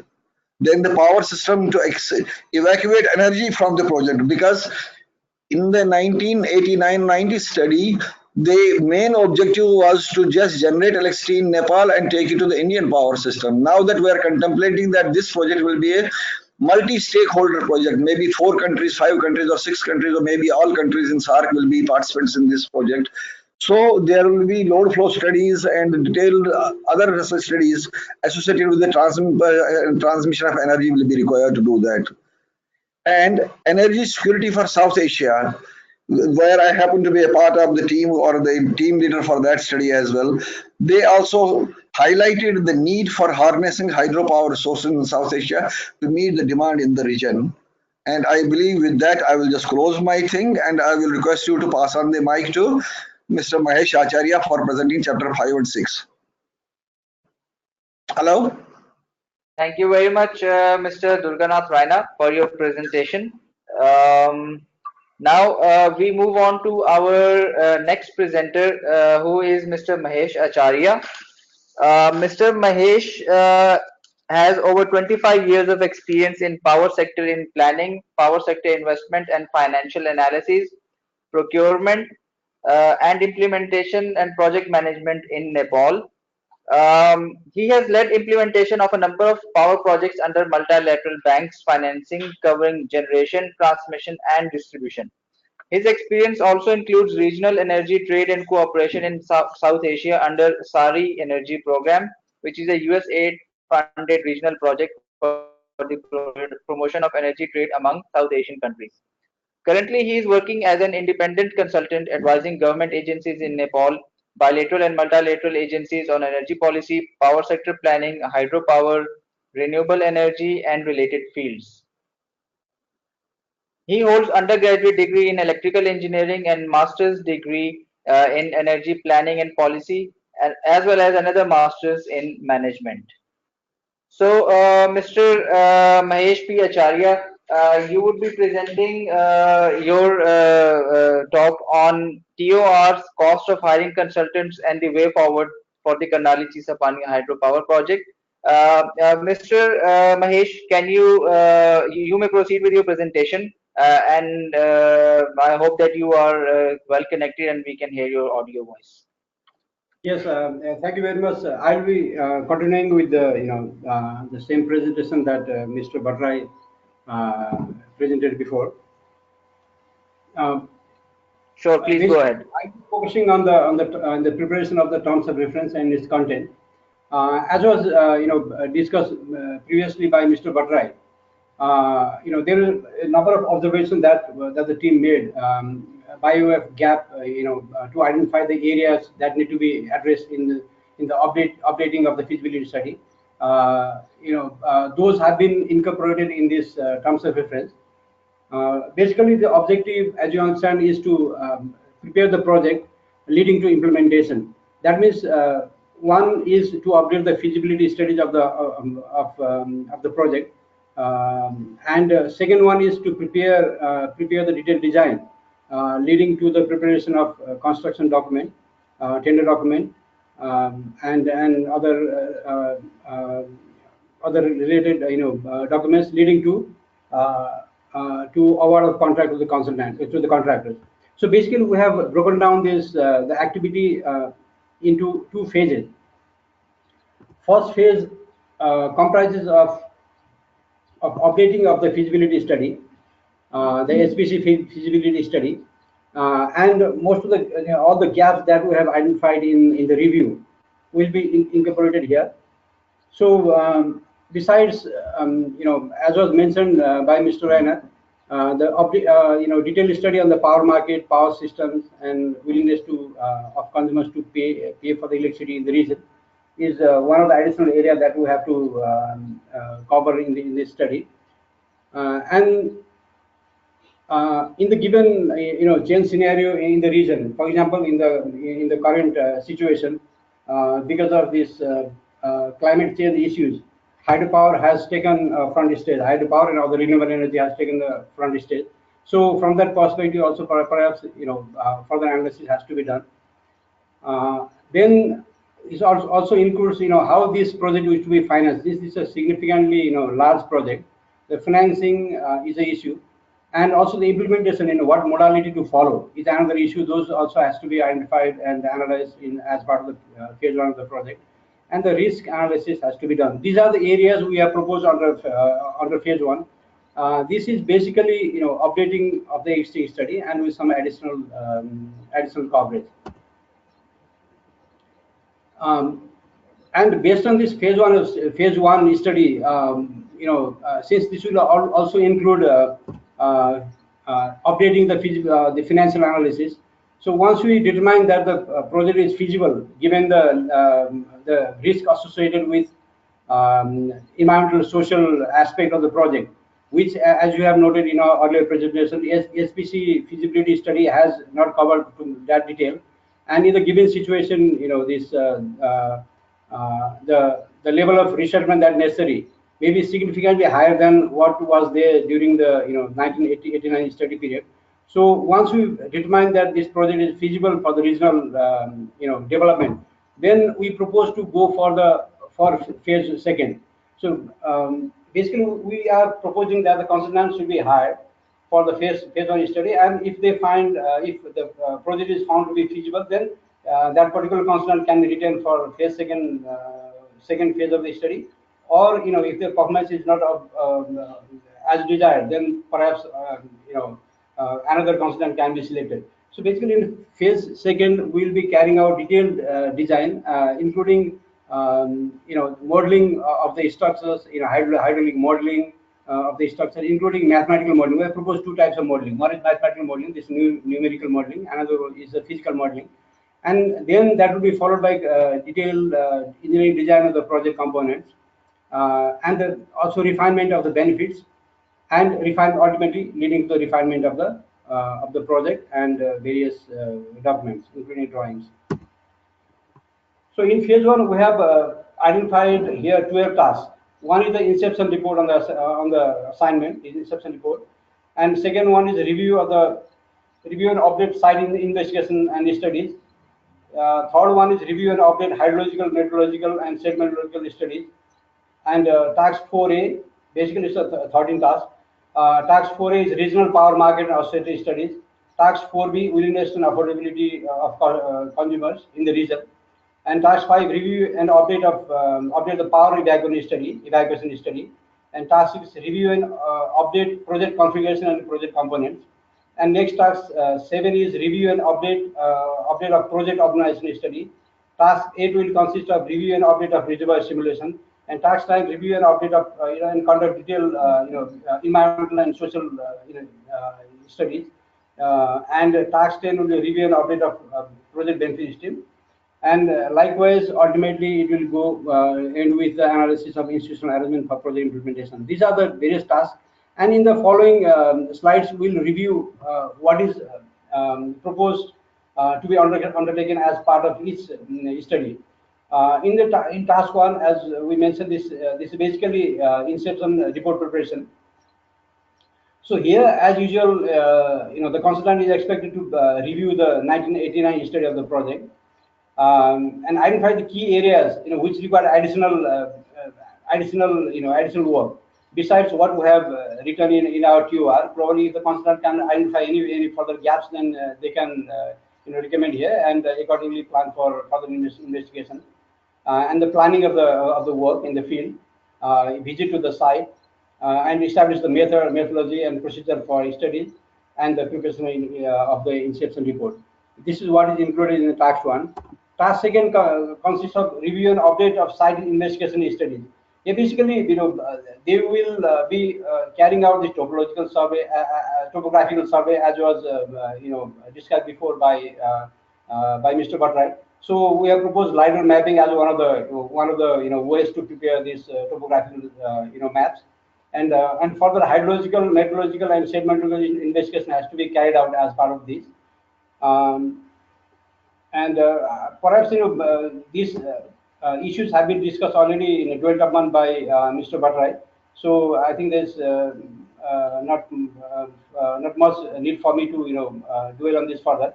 So basically, here we'll be collecting supplementary data on hydrogen sediments, and the climate change issue will also be investigated. All the data will be collected for the climate change related studies, and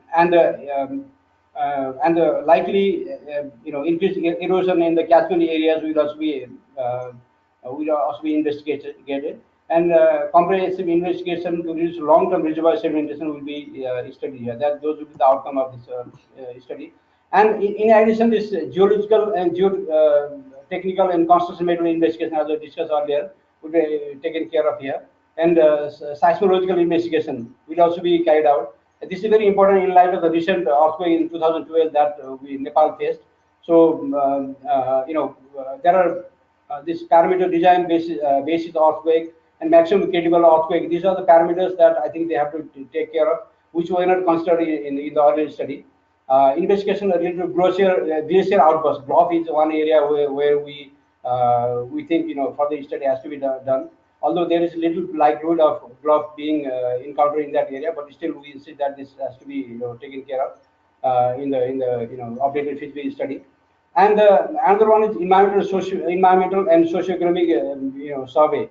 This is very important because, as Mr. Bhattrai mentioned in earlier presentation, given the significant change the land use pattern in the area and the resettlement pattern, this EIA and SIA has to be carried out in line with the requirements of multilateral funding agencies like World Bank, ADB, even IFC, based on perhaps IFC performance standard.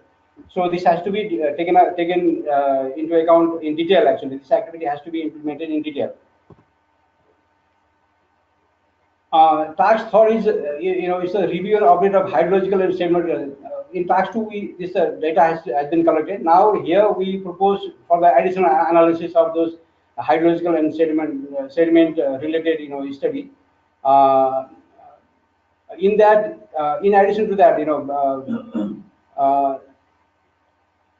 as was mentioned before, this hydrological, meteorological, and several studies will be carried out, to update the previous study.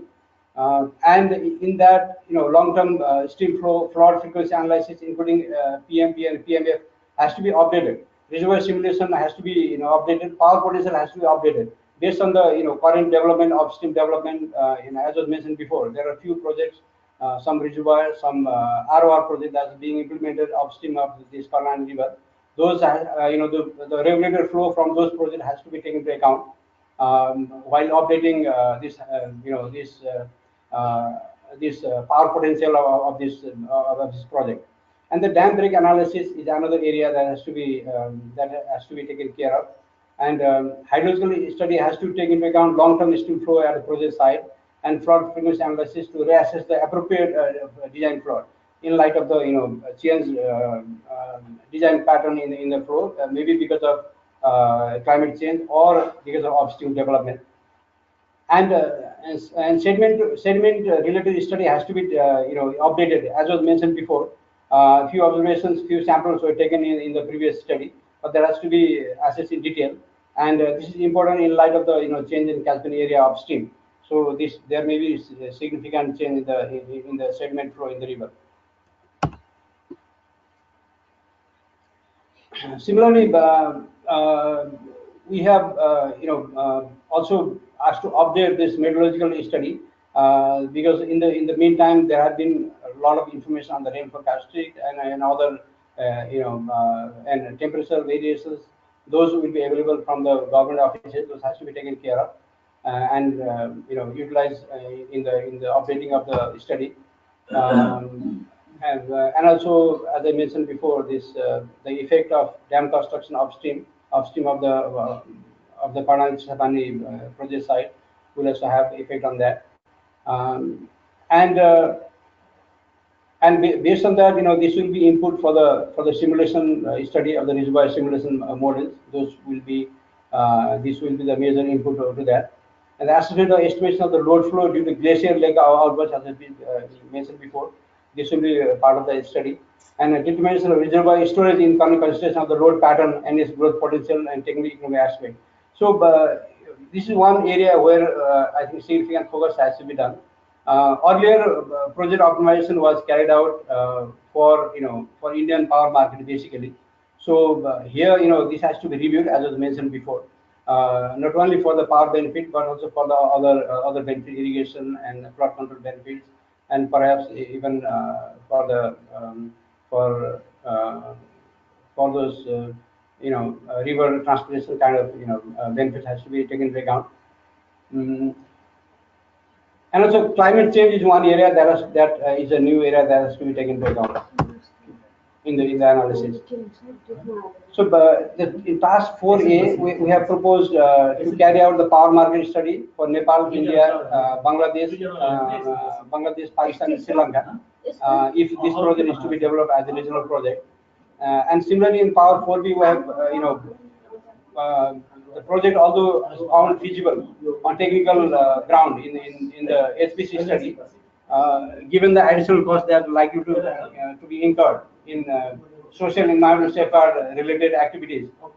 So we have to identify whether the cost of the generation is still be marketable given the willingness to pay and the competition from other alternative renewable energy like solar PV that has to be taken into account.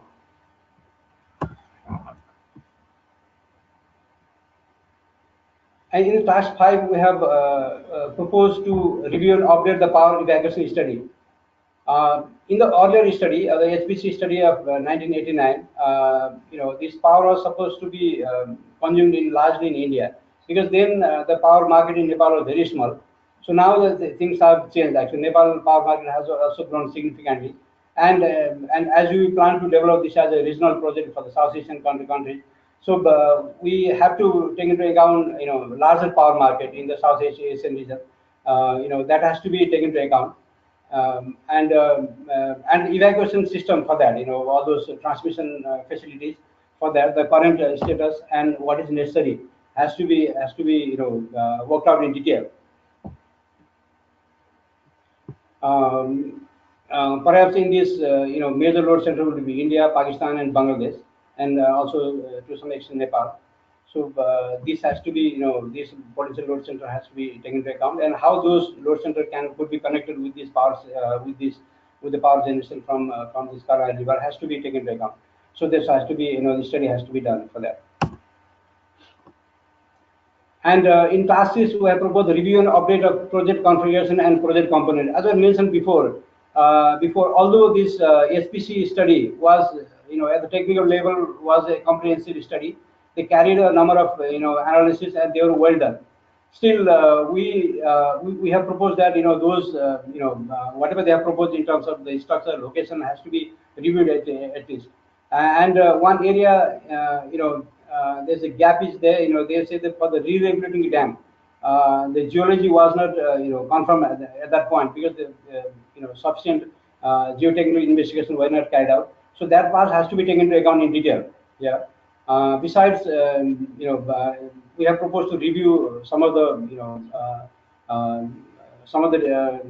technical parameters and design issues, as was proposed in the SBC report. Basically, there hasn't been much technical change, except perhaps in some of the control systems and protection system in the electrical system. Besides that, although we have proposed a review, but most of the existing, previous study is generally well done. So we have proposed some of the reviews as necessary. And here, one area we have proposed is that, carrying out the first computational numeric hydraulic modeling, like using computational fluid dynamics, and also physical modeling. We have proposed first to take, carry out computational hydraulic modeling, and then that will be verified through physical modeling for the hydraulic structures. That we have proposed here. And the review, the engineering drawings has to be updated as necessary. So task 7 consists of updating of the project optimization study. As was mentioned before, because then in the SPC 1989 study, basically previous study was a system optimized for power generation, power benefit, taking Indian market as the key market. So here, since this is proposed to be developed as a multi-purpose project, besides power benefit, we have proposed to take into account the irrigation and another flood control and other benefits that may be navigational benefit also, if that is significant. So the consultant we have proposed the consultant to carry out all those benefits. So optimization has to be reviewed in this significantly, not only for power benefit, but to take into account other benefits.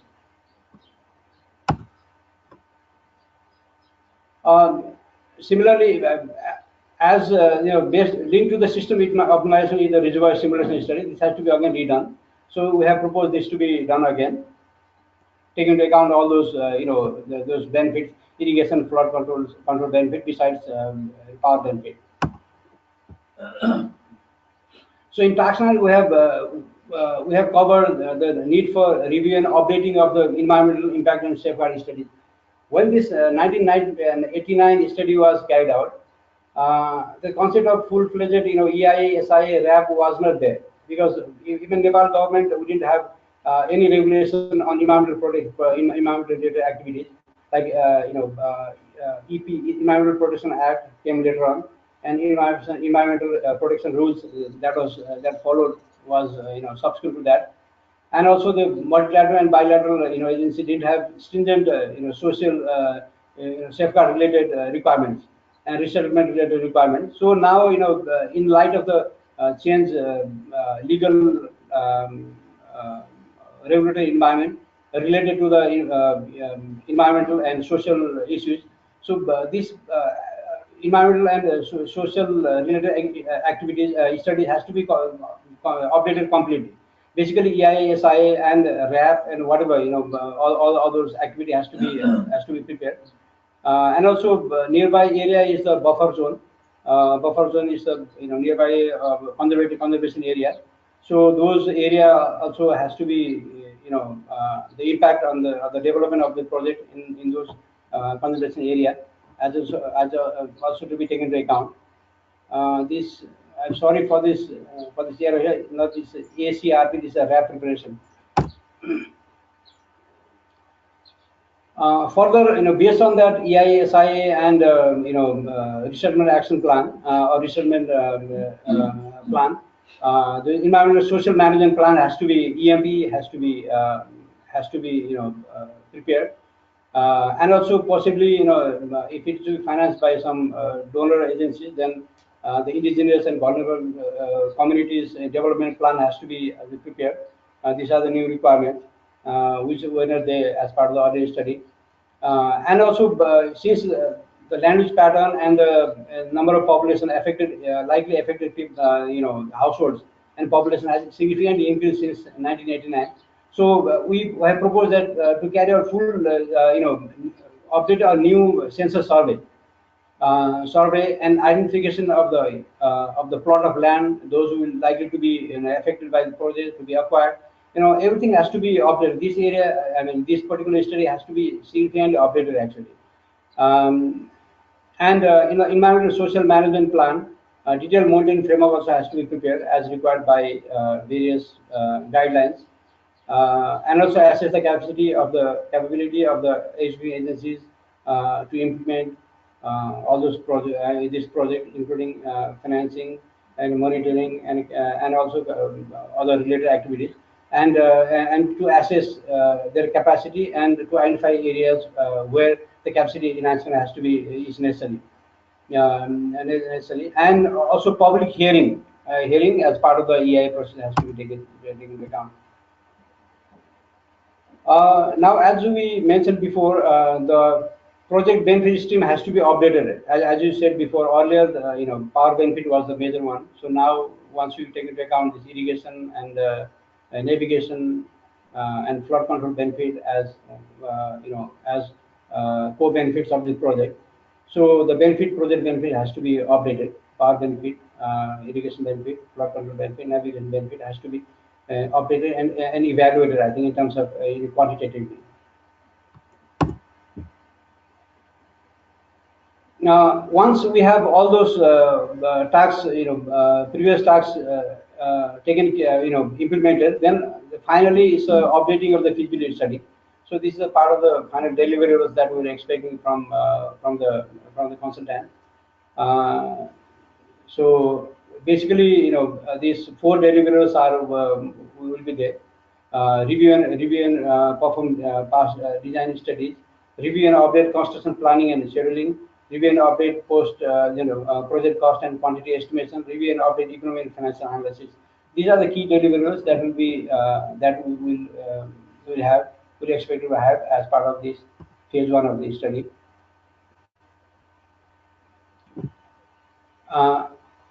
And finally, we have proposed this institutional arrangement for project implementation. This is a region. If this is to be developed by a regional project, this and how to bring all the regional country to agree on developing this project is one of the key challenges here. Geopolitical issues, all those has to be taken care of. According to we expect that the consultant has to recommend how to move ahead with this project. What is structure implemented? Structure to be followed. What is the financial morality? How the risk has to be shared among the regional countries, and all those things has to be taken into account here. So we expect the consultant to propose, to make a proposal on this, how this project can be implemented on the ground. So in the phase second, this is basically once we have phase one completed, then if we find this project to be feasible and we feel in the regional countries the stakeholder feel that this is a project to be carried forward, then we move to phase second. As I said before, the same consultant can be retained to carry out second phase of the project, or if we feel that performance is not okay, then we will have the option to to bring in another consultant if that's the possibility to carry out this second phase of the project. Here, basically, as you said before, we'll be taking into account the detailed design aspect of the project. So we have proposed 6 tasks here. In task 1, we have instruction report on the assignment. Basically, as I said before, this covers how they want to carry forward the phase two of the study. If there is any data gap, they will identify, and they will propose what data they will gather, and we move to task second. Here we update, here review and update update site investigation of study. Basically, what we are proposing was that these studies are part of the studies taken in phase 1. So if there is anything necessary to any further gaps, then here the consultant will review those gaps and ask and recommend further investigations to be done, which will be input for the detailed design of the project. In task 3, we have proposed detailed design of the project. Here is basically engineering design. So the and preparation specification and drawings, and the output of this project will lead to the activity will be to the Excuse me, sir. Sir, I would just like to interject. Could you please kindly be faster and finish this within the next 2 3 minutes so that we can move on to the next presenter. Yeah, that's fine. I'll just move ahead quickly. Yeah, basically, Thank you. detailed design specification drawings will be prepared. This will be basically to the level for the tendering purpose. So that's what we're planning. We are asking the consultant to carry out here. In the task 4, these are the model tests basically. Before they design the hybrid, they carry out hybrid design. Here we have proposed a numeric and hybrid modeling actually. One is a numeric modeling using CFD, computational fluid dynamics as the approach, and the consultant is expected to review to validate this model, the output based on this hybrid modeling. It's a physical modeling later on. So these are the 2 activities we have proposed here in task 4.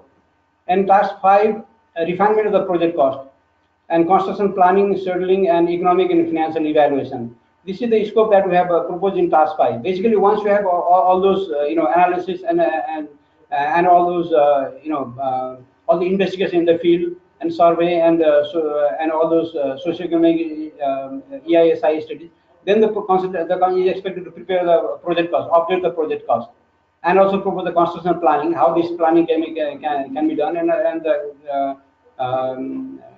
and the scheduling, and finally there will be a economic and financial analysis will be carried out by the project, based on which we can conclude on the cost of generation. So we propose that FIDIC yellow book will be yellow book and red book will be used for bidding purpose. Yellow book for electromechanical and transmission line, red book for construction. That's our preliminary recommendation. If this has to be, the stakeholder feel that the project could be done in EPC mode, then the silver book has to be utilized for bidding purpose.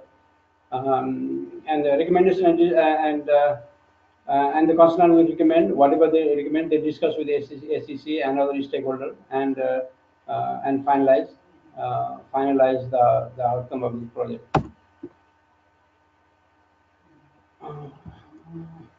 Six.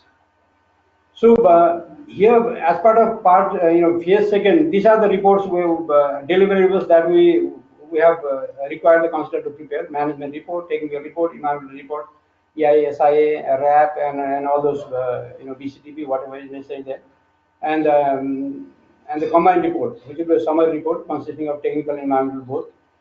And for phase 1, we have estimated that 24 months is necessary, and phase second 16 months.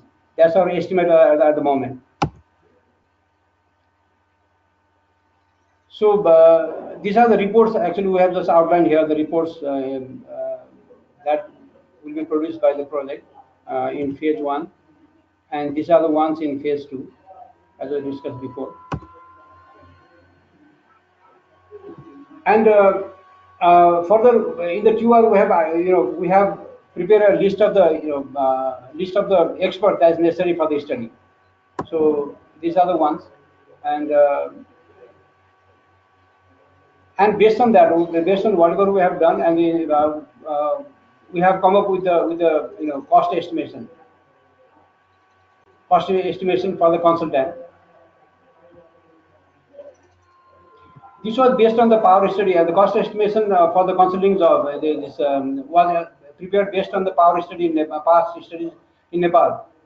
Since this particular project is very large in size, we have taken the basis of past project that's recently completed, 200 megawatt Budi Gandaki hydro project and 300 megawatt Dudh Kosi project. Both are Rijba project. We have taken the rates quoted by the consultant as part of this of the hiring of the consultant under quality and cost based procedure. So we have taken the rate that was quoted in the recent projects in Nepal, similar projects in Nepal, we can say. These are the remuneration that we have taken into account while coming up with the cost estimation. It ranges from a maximum to 45,000, down to around 35,000 for the expert international consultant, and for the local 6,000 to from ranging from 2,500 to 6,000. So this is the cost estimate actually for the hiring of consultant. For the phase one, we have come up around 17.6 6 million US dollar for phase one, and 9.5 for the phase second. So this is the cost estimate that we have come up with, including VAT of 13%. So now next one is the way forward. Once SEC and the regional stakeholder countries decide to go ahead with this project, with updating this feasibility study project as part of as described in phase one and phase two, then the next step is to prepare the RFP, request for proposal document, and issue EOI, and decide on what method to follow for procurement of consulting from quality based or QC cost based quality and cost based selection. That's to determine, and on that basis we can move ahead with the preparation of RFP. Then once the RFP has been prepared, this has to be prepared in line with the likely funding agencies for this project. Actually, World Bank, ADB, or any bilateral agencies. So that has to be taken into account. And then there's a once you prepare this RFP, then shortlisting is the next stage, where we propose that 2 months is necessary. Then once we shortlist, then we'll issue the RFP that we propose they will take around 2 months. Then once we have RFP issued, then we evaluate and negotiate and award the contract and set up the contract administration office in Kathmandu possibly. So these are the next step, next activities that we propose to be taken if SCC or the regional country decide that this project has to be taken forward for updating the feasibility studies. And these are the ones. Ultimately, we have proposed that ultimately once the project, the report is prepared, updated project feasibility and detailed design report is prepared, then we propose that we take roadshow to be taken to identify before the potential investors, maybe multilateral, bilateral, or private investor has to be taken, and that will be key step in lining up the funding. Then after that, we estimate that 9 years of construction period will be necessary for this.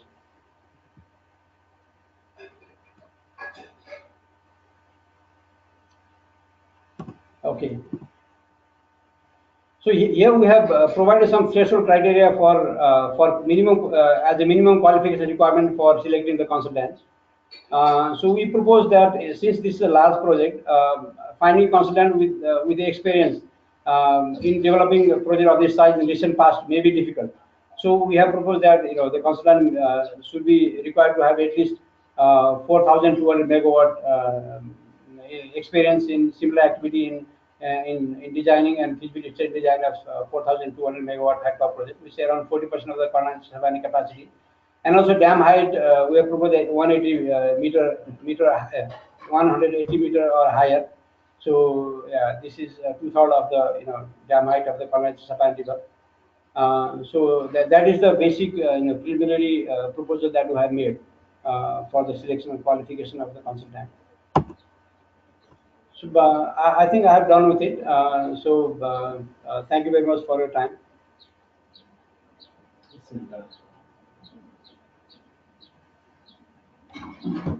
Mr. Pradhan? Thank you very much, Mr. Mahesh. Now I will give the role to Mr. Durganath Raina, as he's going to end this presentation with his concluding remarks. So, Mr. Raina, you may start now. Uh, Thank you, Mahesh and Leelaji. I am really grateful for just doing a wonderful job of presenting such a detailed study in such a brief time. And I don't know, basically, this was a presentation which had to be done in person, people participating face to face, and then things could have been discussed in detail. Somehow it didn't materialize that way, and we have to be on the web, and time limitation is a big factor over there. And I believe we have me and my team, we have done a good job, and it is up to the SEC to assess, and also to the participants. If they have any questions, they are welcome to just pose those questions. Hello. Thank you very much, Mr. Durganath, sir. So we have a lot of question and answers, but we will proceed it for the question and answer session after the towards the very end, because we are already running behind our schedule. So now we are going to take a break till 1 p.m. At 1, Miss Xiaoping Wong from the World Bank will join us for for a session in which she will give the World Bank's overview and the World Bank's perspective to the regional hydropower projects. And then we will move on to the challenges for the development of Karnali Chissapani as a regional power project by Mr. Mujib Ahmed from Elan Partners. Afterwards, we will have the detailed question and answer session. So I hope that the study team would also stay online till that time, so that you may answer the questions. So thank you very much, everyone, for bearing with us and for the presentations. We will join you again at 1 p.m. Pakistan time.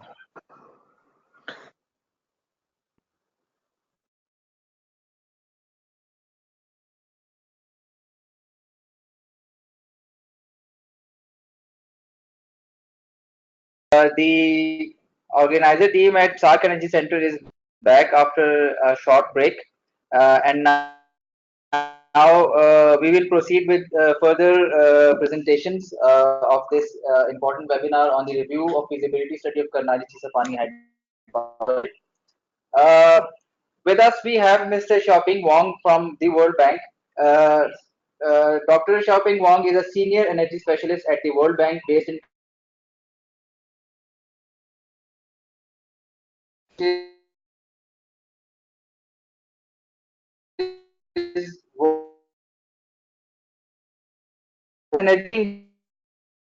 engagement in Nepal includes advisory services on sector strategies, enabling policy and regulations to promote private sector participation, and more than $400 million direct investments in generation, transmission, and distribution. She has more than 20 years of experience in the Chinese government, UNDP, and for the last 14 years at the World Bank. She holds a PhD degree in energy and environment policy from Princeton University and a master's degree in environmental economics from the Yale University. So, Ms. Xiaoping Wang, welcome to the webinar. Uh, I have given you the presenter rights, and you may continue now.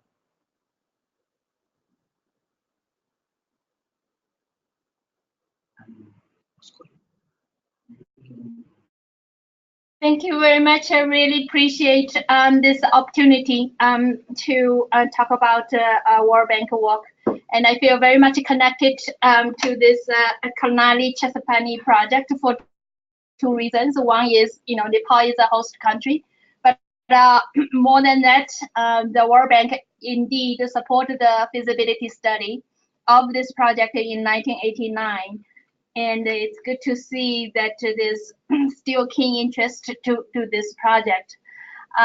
What I would like to do is that since I'm leading the energy program in Nepal, I want to get to the flavor of how World Bank is supporting hydropower development in general, but more specifically in Nepal, as well as when we talk about hydropower in Nepal, we cannot leave out the regional dimension of that. So I also talk a little bit about what does that mean for this project for Nepal and for the region, and what kind of World Bank instruments we have or have been used in supporting hydropower project and the regional projects. I just want to check the quality of the voice. Is that okay? Yes, Ms. Shopping, we can hear you properly and your screen is also visible. The only request is if you could enlarge the slides so that we could view the full screen option of your slide. Okay.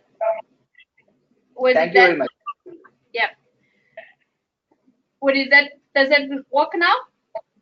Yeah, it's working properly. So we can look at the presentations and everything, and your voice is quite audible. So you may proceed now. Excellent. So in the World Bank, we see we have been heavily engaged in hydropower, and we see hydropower is not the technology of the past, but is the technology of the future. Over the last 13, 14 years, we have invested specifically about more than nearly 400 dams in different countries around the world. And these include hydropower, and the largest use of dams is the irrigation, but then the second use of these dams are hydropower, and they also supply water supply, navigation, and flood control, etc. Going forward, the World Bank see hydropower is an integral part of the renewable agenda, and as well as the low carbon climate change agenda. We see hydropower not only to provide the base load power, but offers the flexibility into system operations, as well as as the peaking power. We also see that the water resources are not only for power generation, but also for multiple uses. I think what I mean to say that our interest is more on more integrated use of resources and the economically rational use of water resources for power generation, irrigation, navigation, water supply, tourism, etc. Now coming back to Nepal, as you know, Nepal is a hydro-dominated country, and more than 90% of the current installed capacity is hydro. But the installed capacity compared to its potential is just a small fraction of it. And Nepal even today is still facing the power shortage, although less so than 12 months or 18 months ago.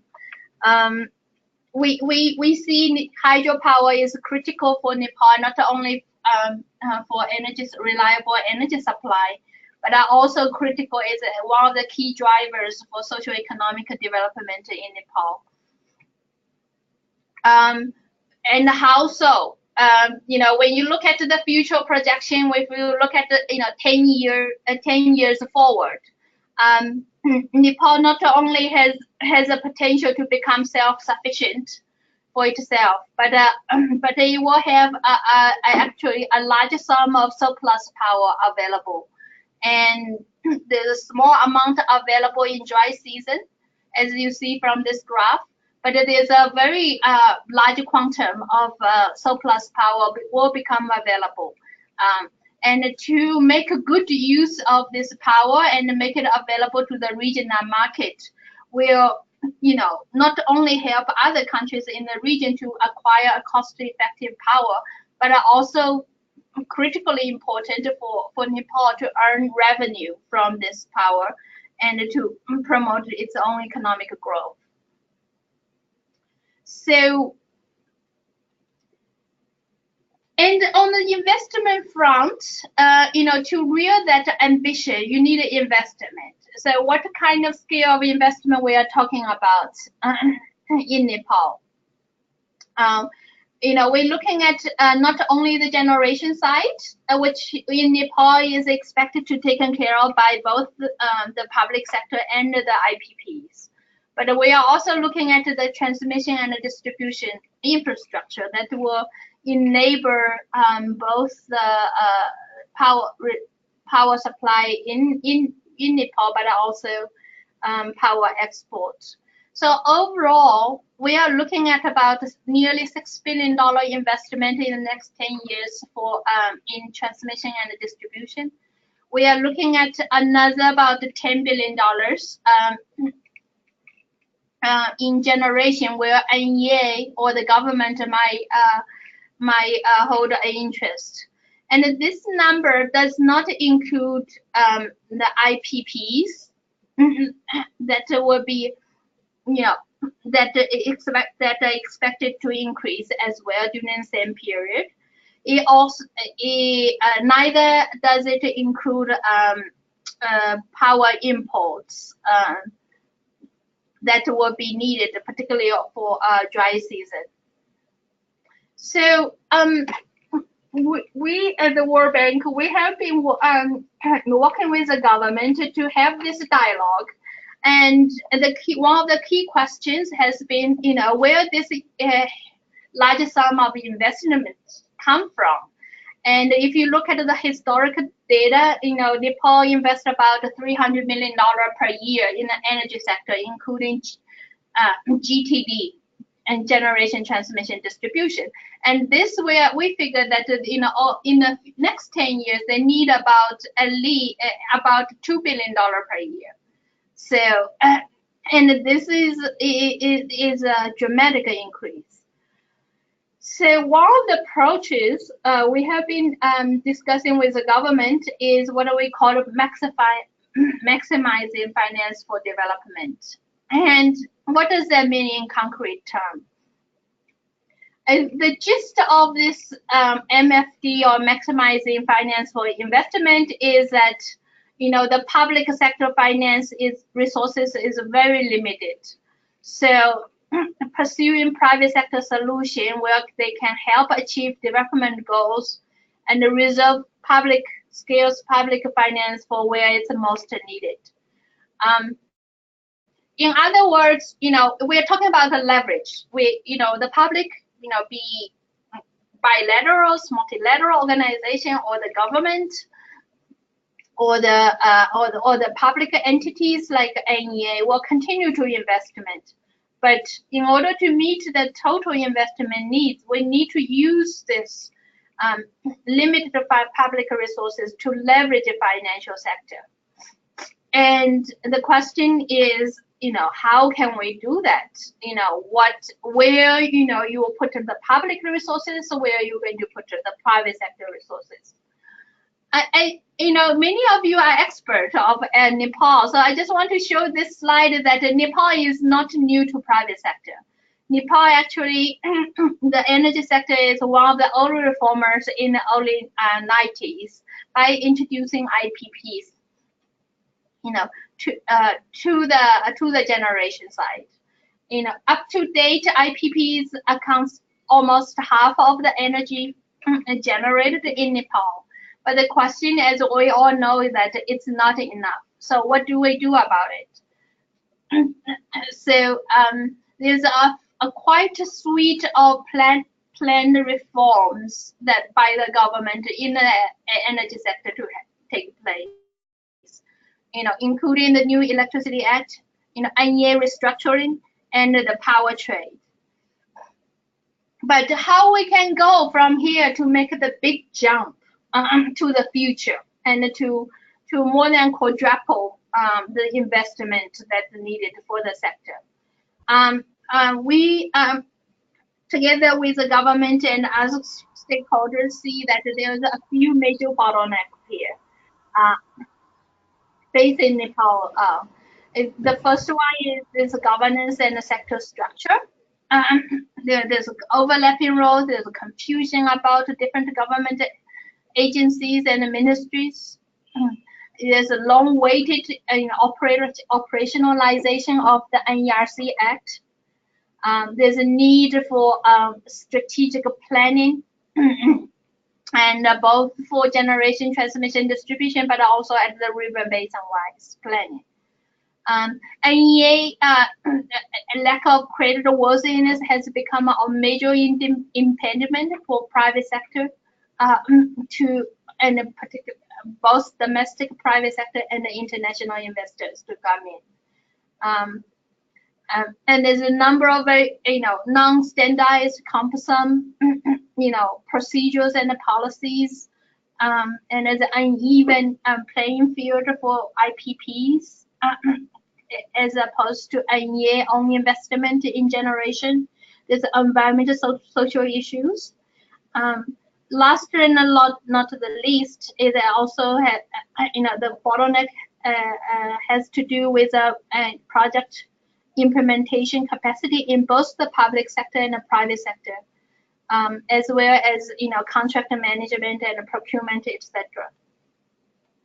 So in concrete terms, we have been working with the government, in concretizing this MFD approach, and our engagement, I would say, in two categories. First is upstream on the power sector reform, financial viability, and sector planning. We are actually preparing a major power sector reform operation with Ministry of Finance, Ministry of Energy, Water Resources, and Irrigation, with the objective to reduce losses, regularize tariff setting, and standardize, the power purchase agreement and environmental social procedures, and strengthen the sector planning. We have been providing a number of TAs to the power sector, including strategy piece, but also technical assistance to, for example, preparation of a larger hydro study, such as Upper Rhone. We have been providing advisory service on improving the financial viability of long-term financial viability of NEA, and the operationalization of the NERC Act, etc., etc. But the second category is where we about investment. This includes both direct investment, as many of you know that we offer very concessional Hydr credit to the government, interest-free. As Bhaskarji mentioned, that we have about nearly $400 million direct investment in the sector. But more importantly, we have been also to support private sector projects like a Karnali A, like Upper Trishuli. And here is really the manifestation of the MFD approach, where you use very limited public resources to leverage the larger sum of private sector investment.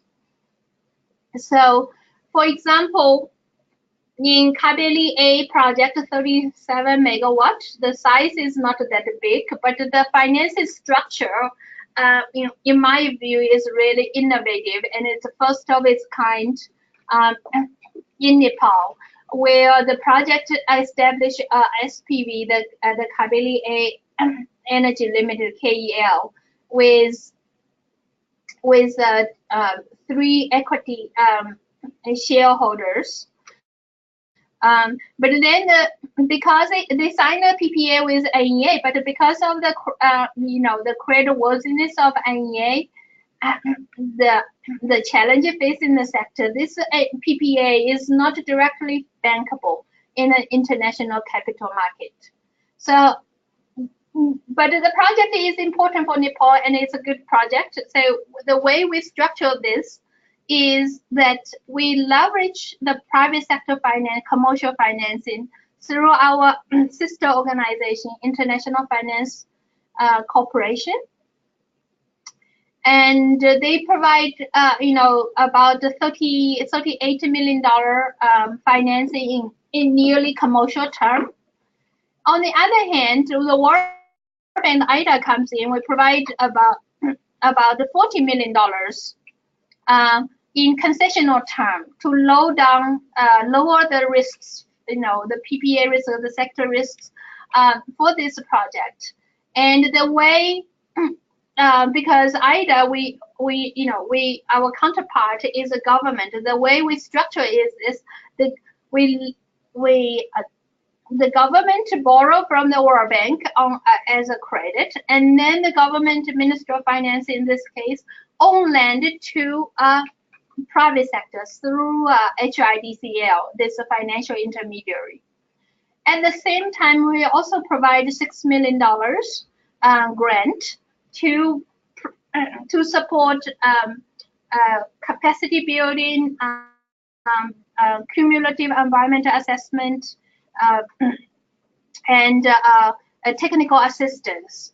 So in this way, with say $46 million concessional financing, we leverage the private sector plus, the equity part plus the commercial financing of about $50 million. So another example I want to show here is Upper Trishuli project, which is still under preparation. As you know, the PPA was signed with NEA in January this year. But here we, World Bank Group, including IFC, MEGA, and IDA, come together saying, look, there's a number of risks the private sector feel like they still cannot overcome. Other than the financing challenges. One is the political risk. Understandably, until recently, the Nepal has gone through a few, successitude of government, and the, international investors are not fully comfortable with the situation. Even the stability, it has improved a lot. So our sister organization, MEGA, comes in and says, I can offer the political risk guarantee up to $150 million of sponsors' equity. So in case, for example, there's civil war, there's a, change of the government, abduction of the government, and the MEGA will be coming in to cover that equity portion of the sponsor. And then the IDA here comes in and say, look, we were not planning to make a direct investment as Karnali since situation has been different now, but we can provide a political risk, partial risk guarantee if there's commercial financing involved, and if there's, for example, default in PPA payment, and you can call upon this partial risk guarantee. And we are also because this is a partial dollar PPA. IDA, we are also providing technical assistance to the government to say, look, we have international experience, we have expertise in the bank, we can help you, to think about how to best manage this foreign exchange risks, which, both the developers and the NEA are exposed to. So this is about a $600 million investment, primary coming from the private sector, but still, MEGA, IDA, would come in to make this happen, in absence of which it will be very difficult for the private sector to come in. Or if they come in, their cost, the risk they'll face will be much higher than need to be. So I also want to just mention that how we support regional integration.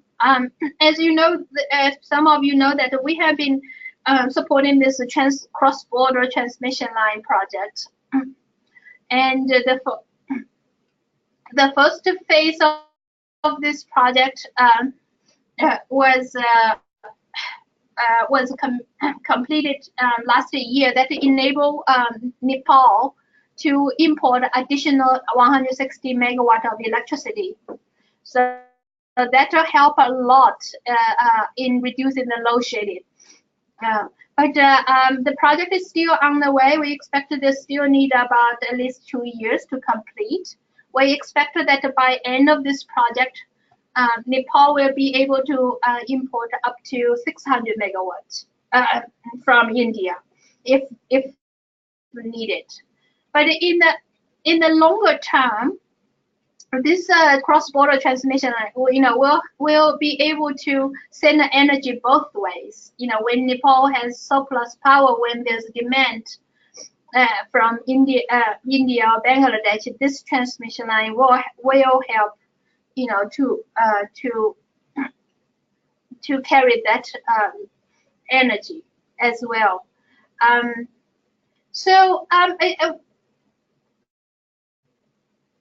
What I want to sort of wrap up here is that to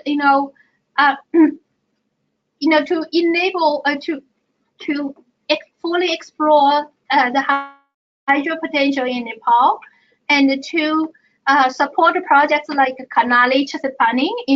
The regional dimension is very important. The investments are very important, and the public sector investments will not be enough, to support this scale. Maybe to mobilize private sector financing is not just sounds good, but it's actually absolutely needed. And from World Bank perspective, we believe that first they really need to improve the institutional regulatory reform. And I'm talking about Nepal here, but I think for regional project, it's actually it involves more than one country. But for Nepal, they also for Nepal, so far most of the projects have been small, medium size. One of the largest projects that will come online is at Tamakushi. And we believe that Nepal really need to acquire experience in developing large hydro projects, and you can only acquire such experience by doing it. And then we also believe that the transmission and distribution infrastructure is very important, and oftentimes this is not of interest to the private sector. So by supporting, the transmission and the distribution, this enabling infrastructure, actually it will be supporting the hydropower development. So I'll stop here, and I'm happy to take a couple questions if necessary. But I'm afraid that I cannot stay through the end of this session. Thank you very much, Ms. Xiao Peng Wong. Your presentation on the energy sector MFD collaborations across World Bank as well as the regional integration initiatives, it was very, very helpful and eye-opening for us. We have a few questions here. We hope that you would stay on for asking those 2 questions, and then we would go on to our next presenters. The first question is from Bhutan. It says, looking at the size of the project of Karnali Chissapani, is World Bank Group, including IFC, involved in financing these sorts of big projects? And usually up to what limit is the financing done?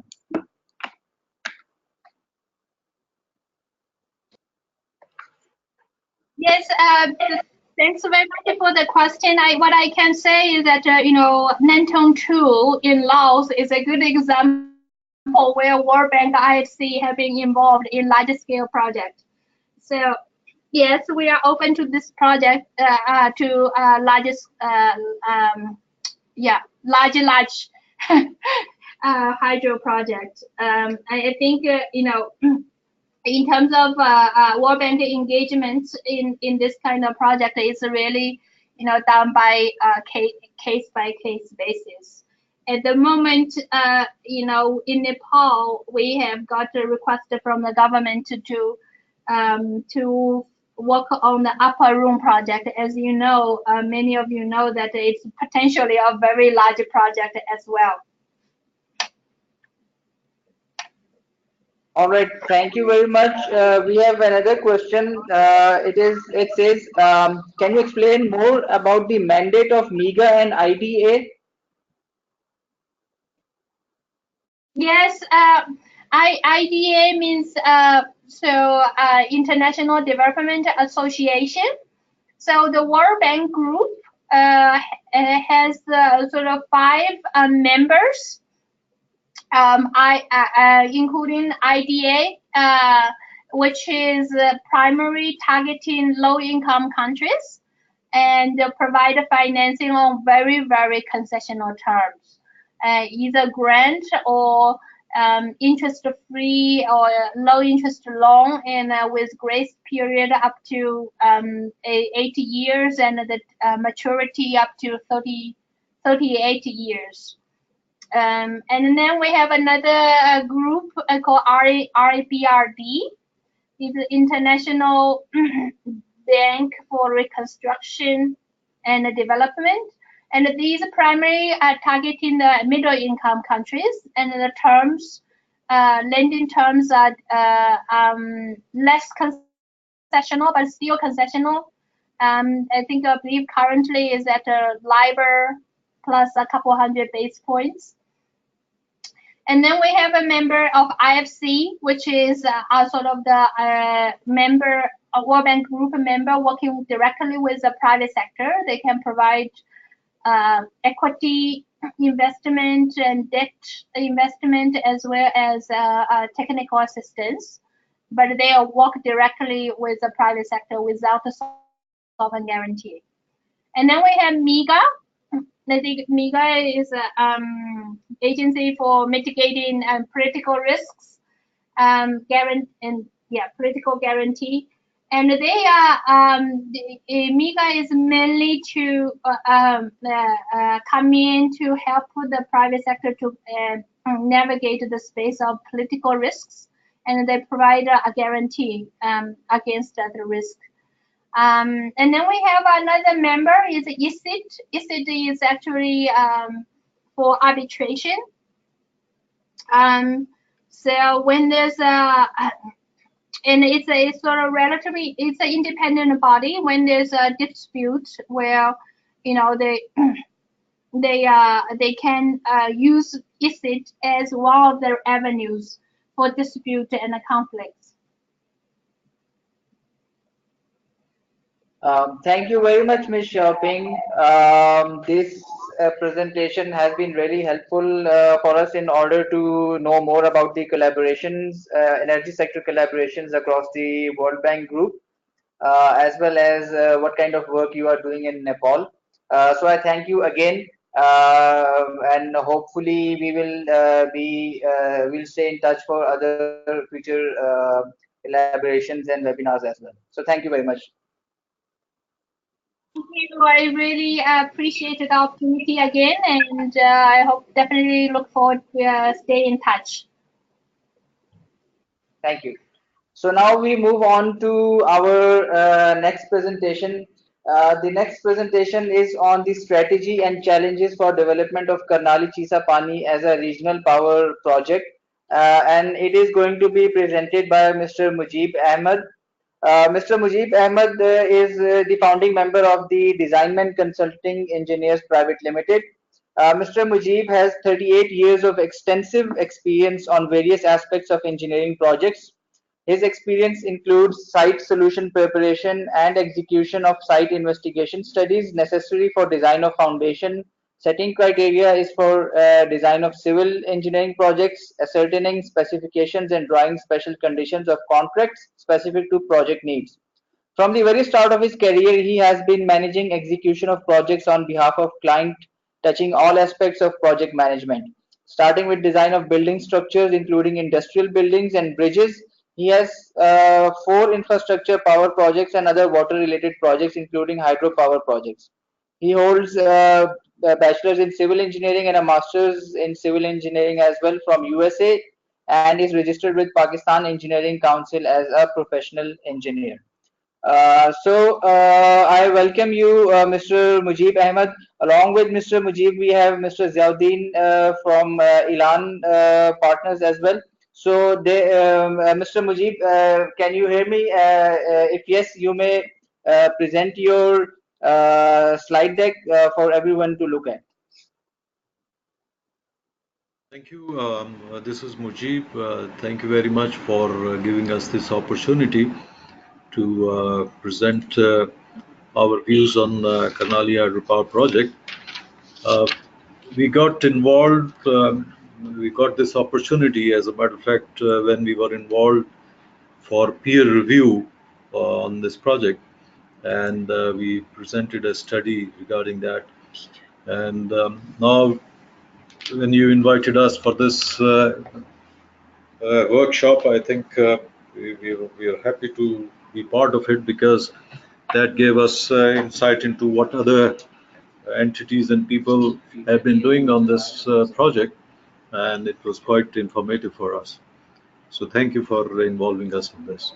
I am Ziauddin, and I am heading the Iran partners, and I am an electrical engineer involved in all sorts of power sector projects. Worked for the Planning Commission for 20 years for planning this hydropower, planning this energy sector, and now I am working for Elan Partners Privately Limited since last about 15 years. Mujib will take the lead in the presentation, and I'll be assisting them wherever I need. Just confirm me, please, that can you see my laptop screen properly? Yes, sir, we can hear you properly and we can see your screen. You may proceed with the presentation. Good. Thank you. So over to Mujib. Thank you, Zia. Now, as far as this presentation is concerned, I think we were starting from the findings of our peer review, and then we will go on to other sections, which will cover the strategy and the way forward and the challenges. So starting this peer review, as we whatever the information we got and all the studies which were previously done, we understand that the project is basically a multi-purpose project with storage for irrigation and electricity through hydropower plant and flood mitigation being the dominant features. However, the introduction and subsequent study which we went through lays more emphasis mainly on the hydropower utilization of project and little on the other allied purposes.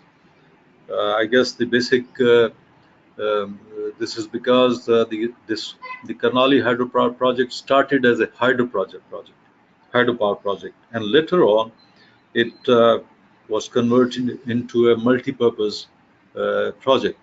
So the studies that were carried out were basically with the emphasis on hydropower project.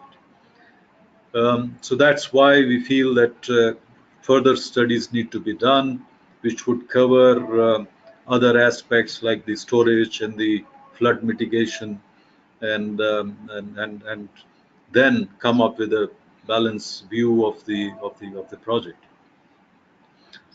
And further, since as I said earlier, that we feel that it needs to have a balanced approach with a multi-purpose hydro project as the emphasis. So the project needs to be in two phases. The phase one should be the study, which should include, as I said earlier, the emphasis on the project being a multi-purpose project. And then once that part of the study is completed, then we go to a phase two, which is the tendering of the detailed design and the construction of the project. So this is how we feel that it should be taken up. Then the political and socio-economic and financial situation and other related issues which can confront the regional electricity trade market among the regional countries have not been touched upon in the earlier reports, which is very crucial for regional development of the project. And the probable financing model, resources and implementation approach has not been discussed earlier. So these need to be taken up when the further studies are carried out.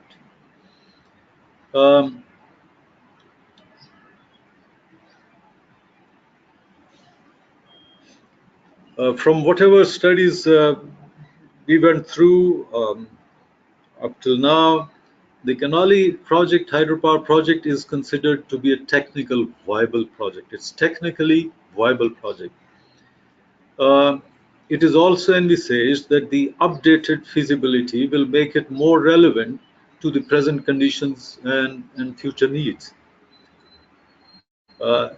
Even on the basis of the studies carried out so far, one can conclude that it is a feasible project while taking into account the cost of the project and the benefits that can be accrued from it. However, one needs to ensure while formulating the tariff model that the proposed tariff should be within the range of prevailing tariff in the region. This is also very important. The tariff issue is also very important because every country related to this region have their own generation mix, and they have their own benchmark tariff, and therefore it is very important that any other regional country like Pakistan, like India, like Afghanistan, wherever you go, will like to take the electricity from this Karnali plant only and only if it is economically and financially viable proposition. Therefore, the tariff modeling becomes a very crucial part of the entire study, and it can make the make and breakthrough proposition for the project. That's my understanding.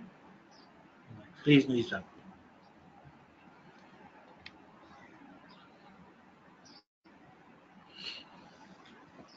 So as it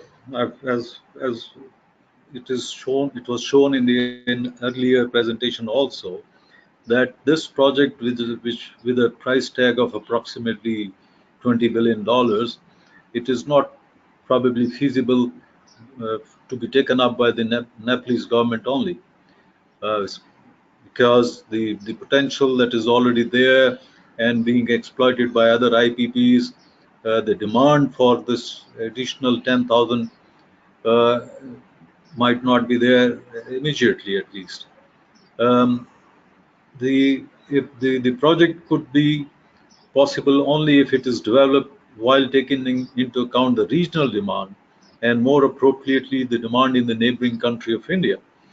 As you can see, that the location of the project is such that it is at the northern end of the region, and in absence of a regionally connected network, the best option would be wheeling from the project into neighboring countries of India.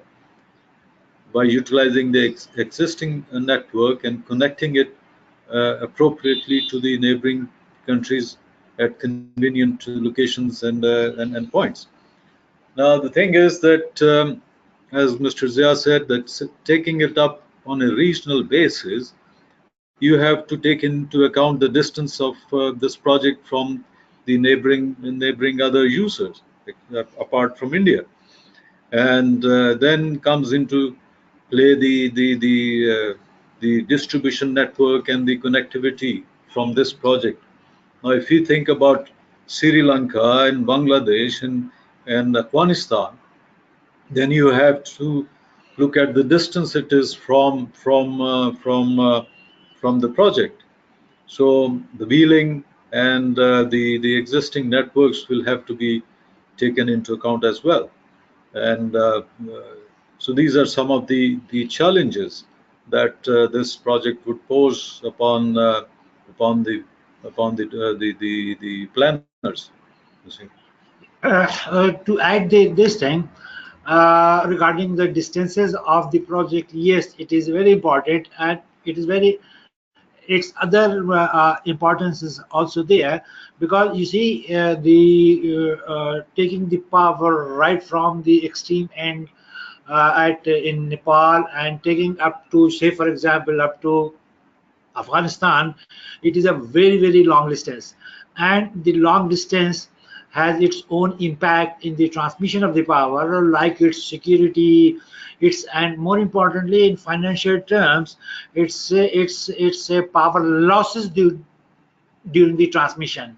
So as I said earlier, that the tariff modeling, which is a very critical thing, needs to be looked into all these aspects as well. Yes, please. Well, regional cooperation has been a dream on a global stage since the start of statehood. It has been in practice in different parts of the world in many aspects, bearing fruitful results. However, its success has depended largely on factors that are driven by politics. As we understand and as we look at projects around the world, we have seen that the technical viability of the projects is not much of a problem. It's always a cost-related thing. But the politics play a very large role when we are talking about on regional terms, and the long-term aspects of such collaborations have not always borne very good results. So that's one aspect which would be a challenge. Within the SARC region, as we know, very little, if at all, has been accomplished in the spirit and name of regional cooperation. An atmosphere of distrust looms among different sets of countries within the SARC, making it very difficult for implementing projects on the basis of cooperation. And I'm afraid, but I think it's a reality which we need to express here, and that is the animosity between Pakistan and India, which dominates the whole regional cooperation issues. So these are some of the challenges, and which are very much on real challenges, which need to be overcome before we talk about any such project to be accomplished and to be implemented. So these, however, I would like to, mention some of the projects which have been thought about in the past, and you would know what their fate has been, like the Pak-Iran-India gas pipeline. Now, this was something based on a regional basis, and then comes in the embargo on Iran and the pressure from the Western and the USA for not implementing this project. And we have been trying for the last so many years, but the project has not really come into execution because of this political pressures. But there are some good spots as well, like Afghanistan-Pakistan trade has been there for last 60, 70 years, and this cooperation has, I think, borne fruitful results. Similarly, the Nepal-Iran trade has been going on for a very long time now. But there has been hiccups every now and then, but the cooperation and the ground realities have somehow have been uh, upheld, and there has been cooperation within these two countries. Similarly, India and Sri Lanka have been doing quite a few things together over the years. Pakistan, Sri Lanka has been doing, but on a regional basis, which would involve all these countries. I think I have no qualms about not mentioning that the India-Pakistan issues have played a lot of role in on the projects not being implemented. And this is a huge challenge. The technical or the financial feasibilities of the projects are not that much of a problem, but it's the politics, which is a huge challenge, and that's something that we need to look into if you want to go ahead with this project.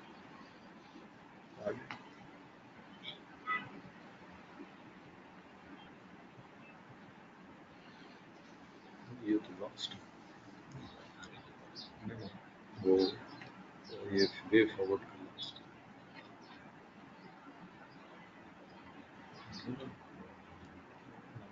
Yeah.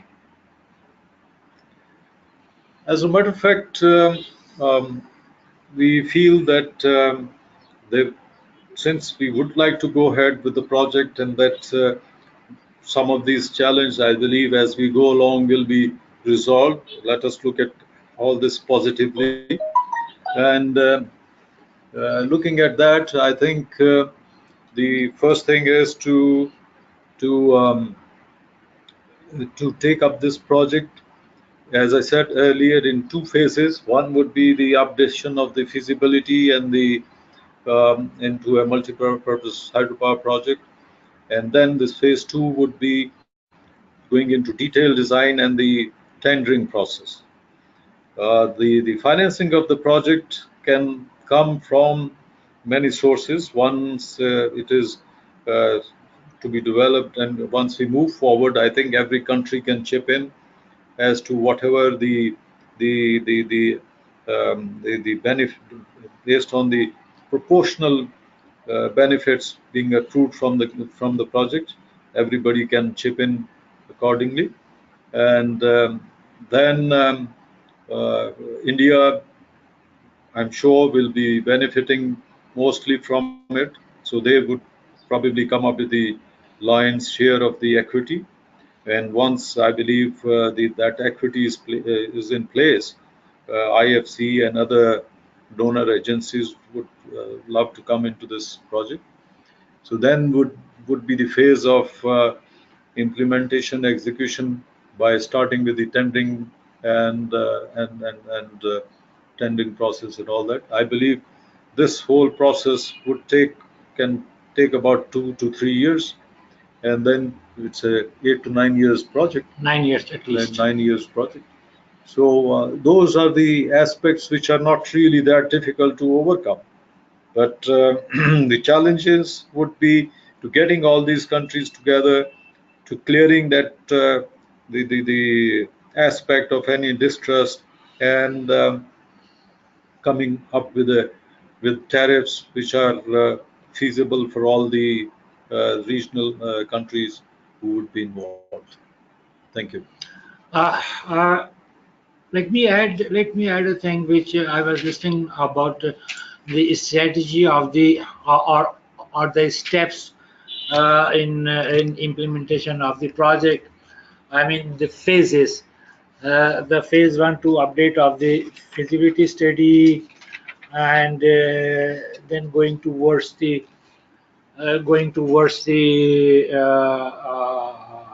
next stage of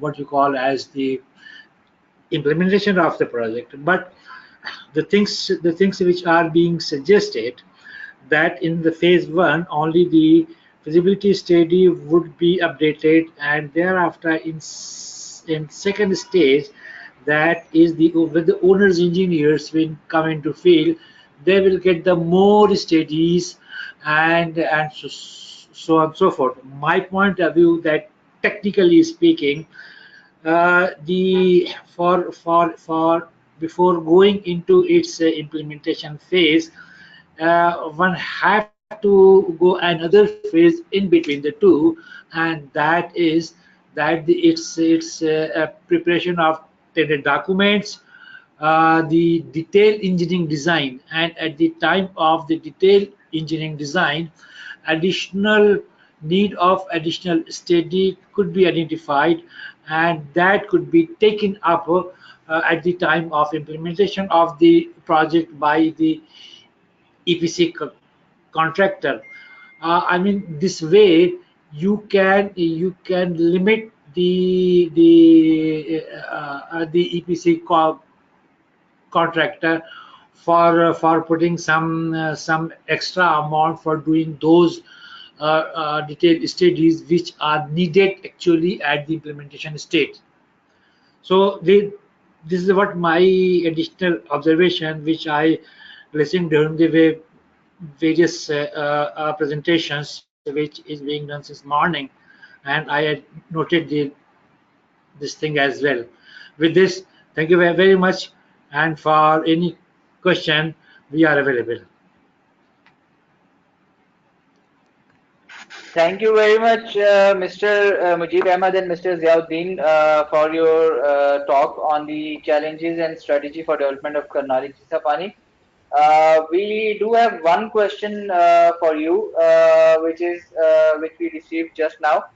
It said that there are a number of areas that are needed for to be explored further. Can you shed some light on the environmental impact of this project?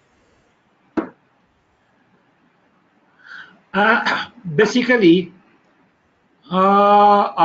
yes, of course, there would be a major environmental impact, and it has to be studied in detail. Exactly what has to be done, I don't think so that I'll be able to tell you something, because you for giving you some detail or some exactness of the things, you need to go and look into the site. It would have major reservoir. It would need a major resettlement action plan. You need to look into the its ecosystem as well, because with the climate change things and the other things happening, the ecosystem is getting disturbed day by day. And with a steady, when you get into that, you need to work on that, and you need to get it done very thoroughly. At this is a stage of time, I perhaps I am unable to say that what exactly need to be done, but it has to be done properly before embarking on the construction of this site. Rather, I can say that in the feasibility stage, when you are going to update it, these all issues have to be taken care.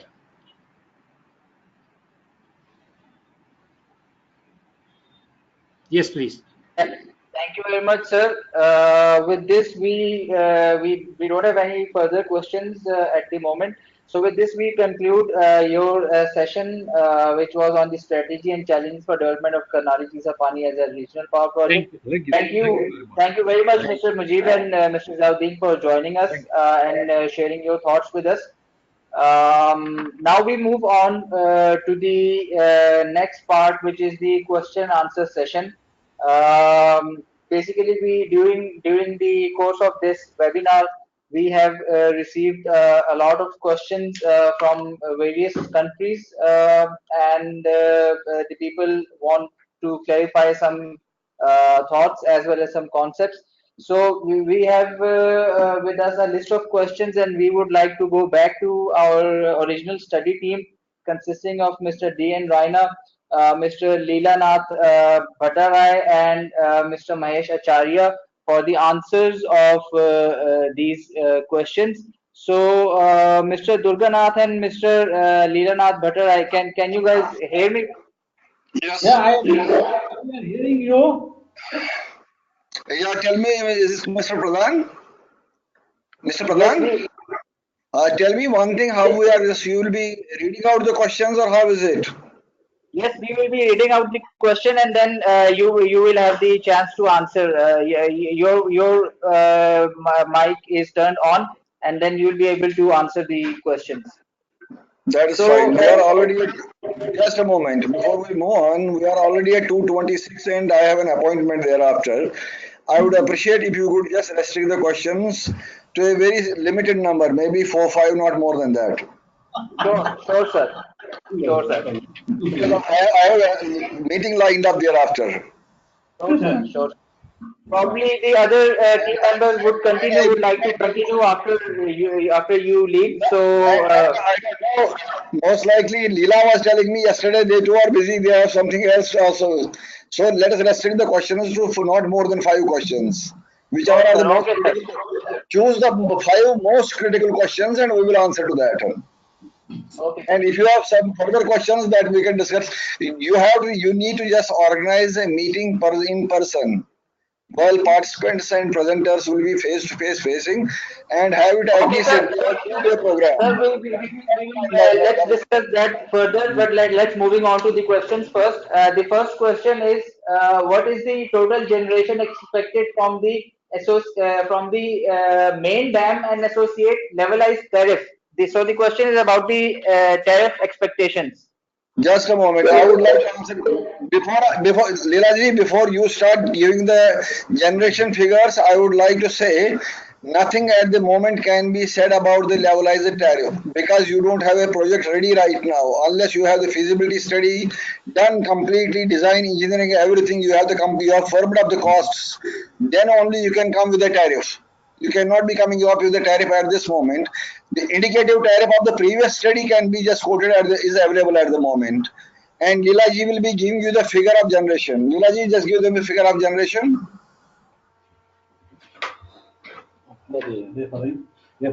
So I am referring the document just because it is not ready. I have to refer the document.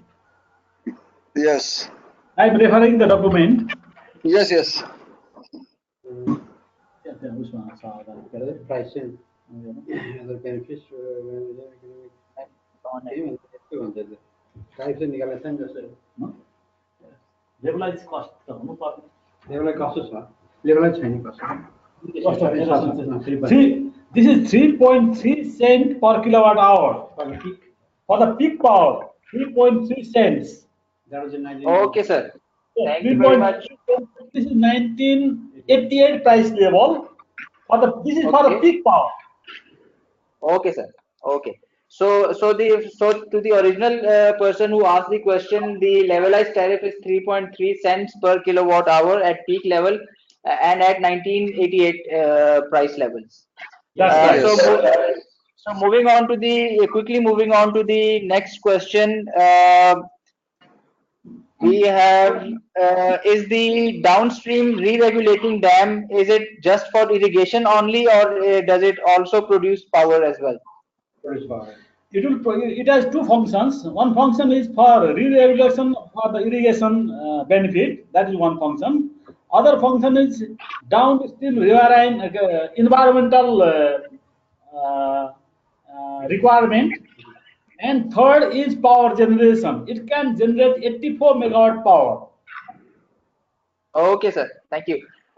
So the third question, basically, it is sort of a comment by Mr. Ziauddin. He mentioned that the second stage of the study should not be done by the consultant. Rather, it should be left to the EPC contractor to carry it out. So, what are your comments on this? लीला जी पहले आप बताइए फिर मैं बता दूंगा. Okay. Please go ahead, then I will just sum it up. Very important question. Now you see, this is a mega project, very large project. Our opinion is it should not be leave for the EPC contractor. It should be BOQ. Okay, because quality is the first. If something goes wrong, it will have very big adverse effect at the downstream. Okay, so because of that reason, I think it should be in the traditional BOQ contract, not EPC contract. Moreover, there's another issue also in Hydro power project because there is a significant geological risk associated with it. May I, Cannot be identified. Mahesh ji, may I chip in here? Mahesh ji, Yes. can I chip in here? Yes. Yes, sir, please go ahead. There are two things to it. First, as explained by Mr. Lilaji, had it been a relatively small project, then everything could have been left for phase 2, could have been given to the EPC contractor, he would do it, is one thing. But the big question, as Lilaji has put in, it is not a single commodity project, it is a multi-purpose project. And that multi-purpose project, one of the biggest benefits of this project are going to be not power generation alone, it will be irrigation and flood control. Rather, in the present environmental conditions, flood control may perhaps supersede all the other benefits, even power and irrigation as well. Because every year in India, Nepal, and Bangladesh, billions and billions dollars of loss takes place due to flooding. In my so just back of the envelope calculations, I believe that the flood control benefits may supersede other benefits when the total benefits are taken into cognizance. Is one thing. Secondly, after completing a detailed feasibility study with all environmental, social, every damn thing, and those studies have to be, as we have put in, as Mahesh was explaining to you in the TOR, that those studies have to fully match whether it is a rehabilitation and resettlement plan, it is the environmental assessment as an impact assessment study or any other studies.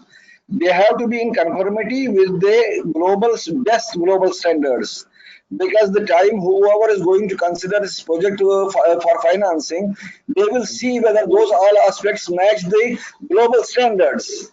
It is not a small project where you can just compromise a little bit here or compromise a little bit there.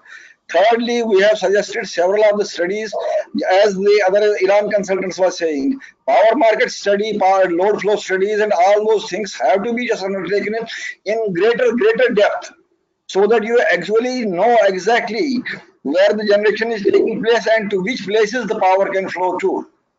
Thirdly, right now the Indian grid is totally integrated. In India, you have one power grid, which can just flow power from the eastern border to the western or northern border to the southern border. But that is not the case with other countries. Suppose, for instance, if Pakistan is to the power is to go to Afghanistan during some period, then the load flow study of the Pakistan system will be equally important. The transmission corridors have to be there. The existing systems have to be evaluated. And the redundancies in the transmission systems in each of the systems have to be worked out. That will give the transmission costs. That is why I am saying these type of things cannot be discussed on a Skype conference. You need to be face to face and you will just stand up and explain all those things. There will be so many things which need to be done, but EPC, giving every right to EPC contractor, it is that can be fatal for the project. And no international organization will agree for that. Unless you have the complete project design, detailed, and every damn thing in hand. You cannot be going for financing, and unless you have the finance. Okay, sir, point taken. The point taken. Let's move on to the next question. This next question is from Mr. Gopal Basnat from Nepal. He says Yes. many other attractive hydropower sites are falling under full reservoir level of Karnali, and they have been identified, but we are unable to tap them due to the Karnali project. In this scenario, should Nepal either develop the new identified projects or wait for Karnali project? So, what is your suggestion? My suggestion there is, the first thing is that let the SARC identify the project sponsors for this project. Which are the countries who are interested? We can't hear you. SARC needs to organize a meeting of energy ministers. Those energy ministers need to take a decision which are the countries who are interested in the project. Are all the 8 countries interested, or 4 or 3 or 5 or whatever number is interested? It is those stakeholders, they have to give confidence to the Nepal government. Yes, we will bring this project within this time span, because Nepal cannot be waiting for the SARC to come up with a project. Whether that comes or not is a different question, and when that comes. So Nepal will have to take a call finally whether to just build the downstream projects or the Karnali or whichever options they have before them. So first of all, what my request to the SAARC Energy Center and SAARC is, let there be called a meeting of the SAARC energy ministers at the ministerial level. Decide on which are the countries who are interested in participating in this project and what should be. We can provide you some guidance about the equity participation or the shareholding or the financing pattern and other things on that, but it has the decision has to be taken and an intergovernmental agreement between those countries has to be signed formally. That will give the that will be the first stepping stone for the development of this project. I believe I am clear about that. All right, sir. Thank you Hello? very much. Yes, sir. Thank you very much. There's one final question from Mr. Divas Basniat. He says the scope of TOR seems to be lacking in calculation estimation of non-power benefits like irrigation, flood control, etc. The power benefit sharing is straightforward, unlike the non-power benefits. So why are the non-power benefits not discussed in detail? They will not be discussed because they were not discussed in the earlier report as well. Okay, so the report's Just listen to me. focus was on power benefits, Just a right? moment. No, Pradhan no, Sahib, we have covered it because our main focus is this project should be treated as multiple project in true nature, just not only for name. The name of a project should be Karnali Chissapani multipurpose project, not Karnali Chissapani hydropower project. It is Karnali Chissapani multipurpose project. So optimization must be based on the benefit of power, benefit of flood control, benefit of irrigation. These are the major benefits. Okay, not only Leelaji, Leelaji, I would just like to come in here. The question is not that whether we have touched that or not. What he is wanting to know, the person who has raised the question is that we have not quantified the benefits from the flood control and irrigation. The scope of work of this team. Listen to me. The scope of the team, this team, was not to assess those benefits. The scope of this team was to review the feasibility study done in previous studies and especially the feasibility study done in 1989 or 90 and see what are the things which need to be updated and what are the missing links therein. That is what we have done. Now estimating the benefits of flood control and estimating the benefits of irrigation and other things, those are much detailed studies and they had not been even done in the previous study. The time Karnali Chissapani project the feasibility was done.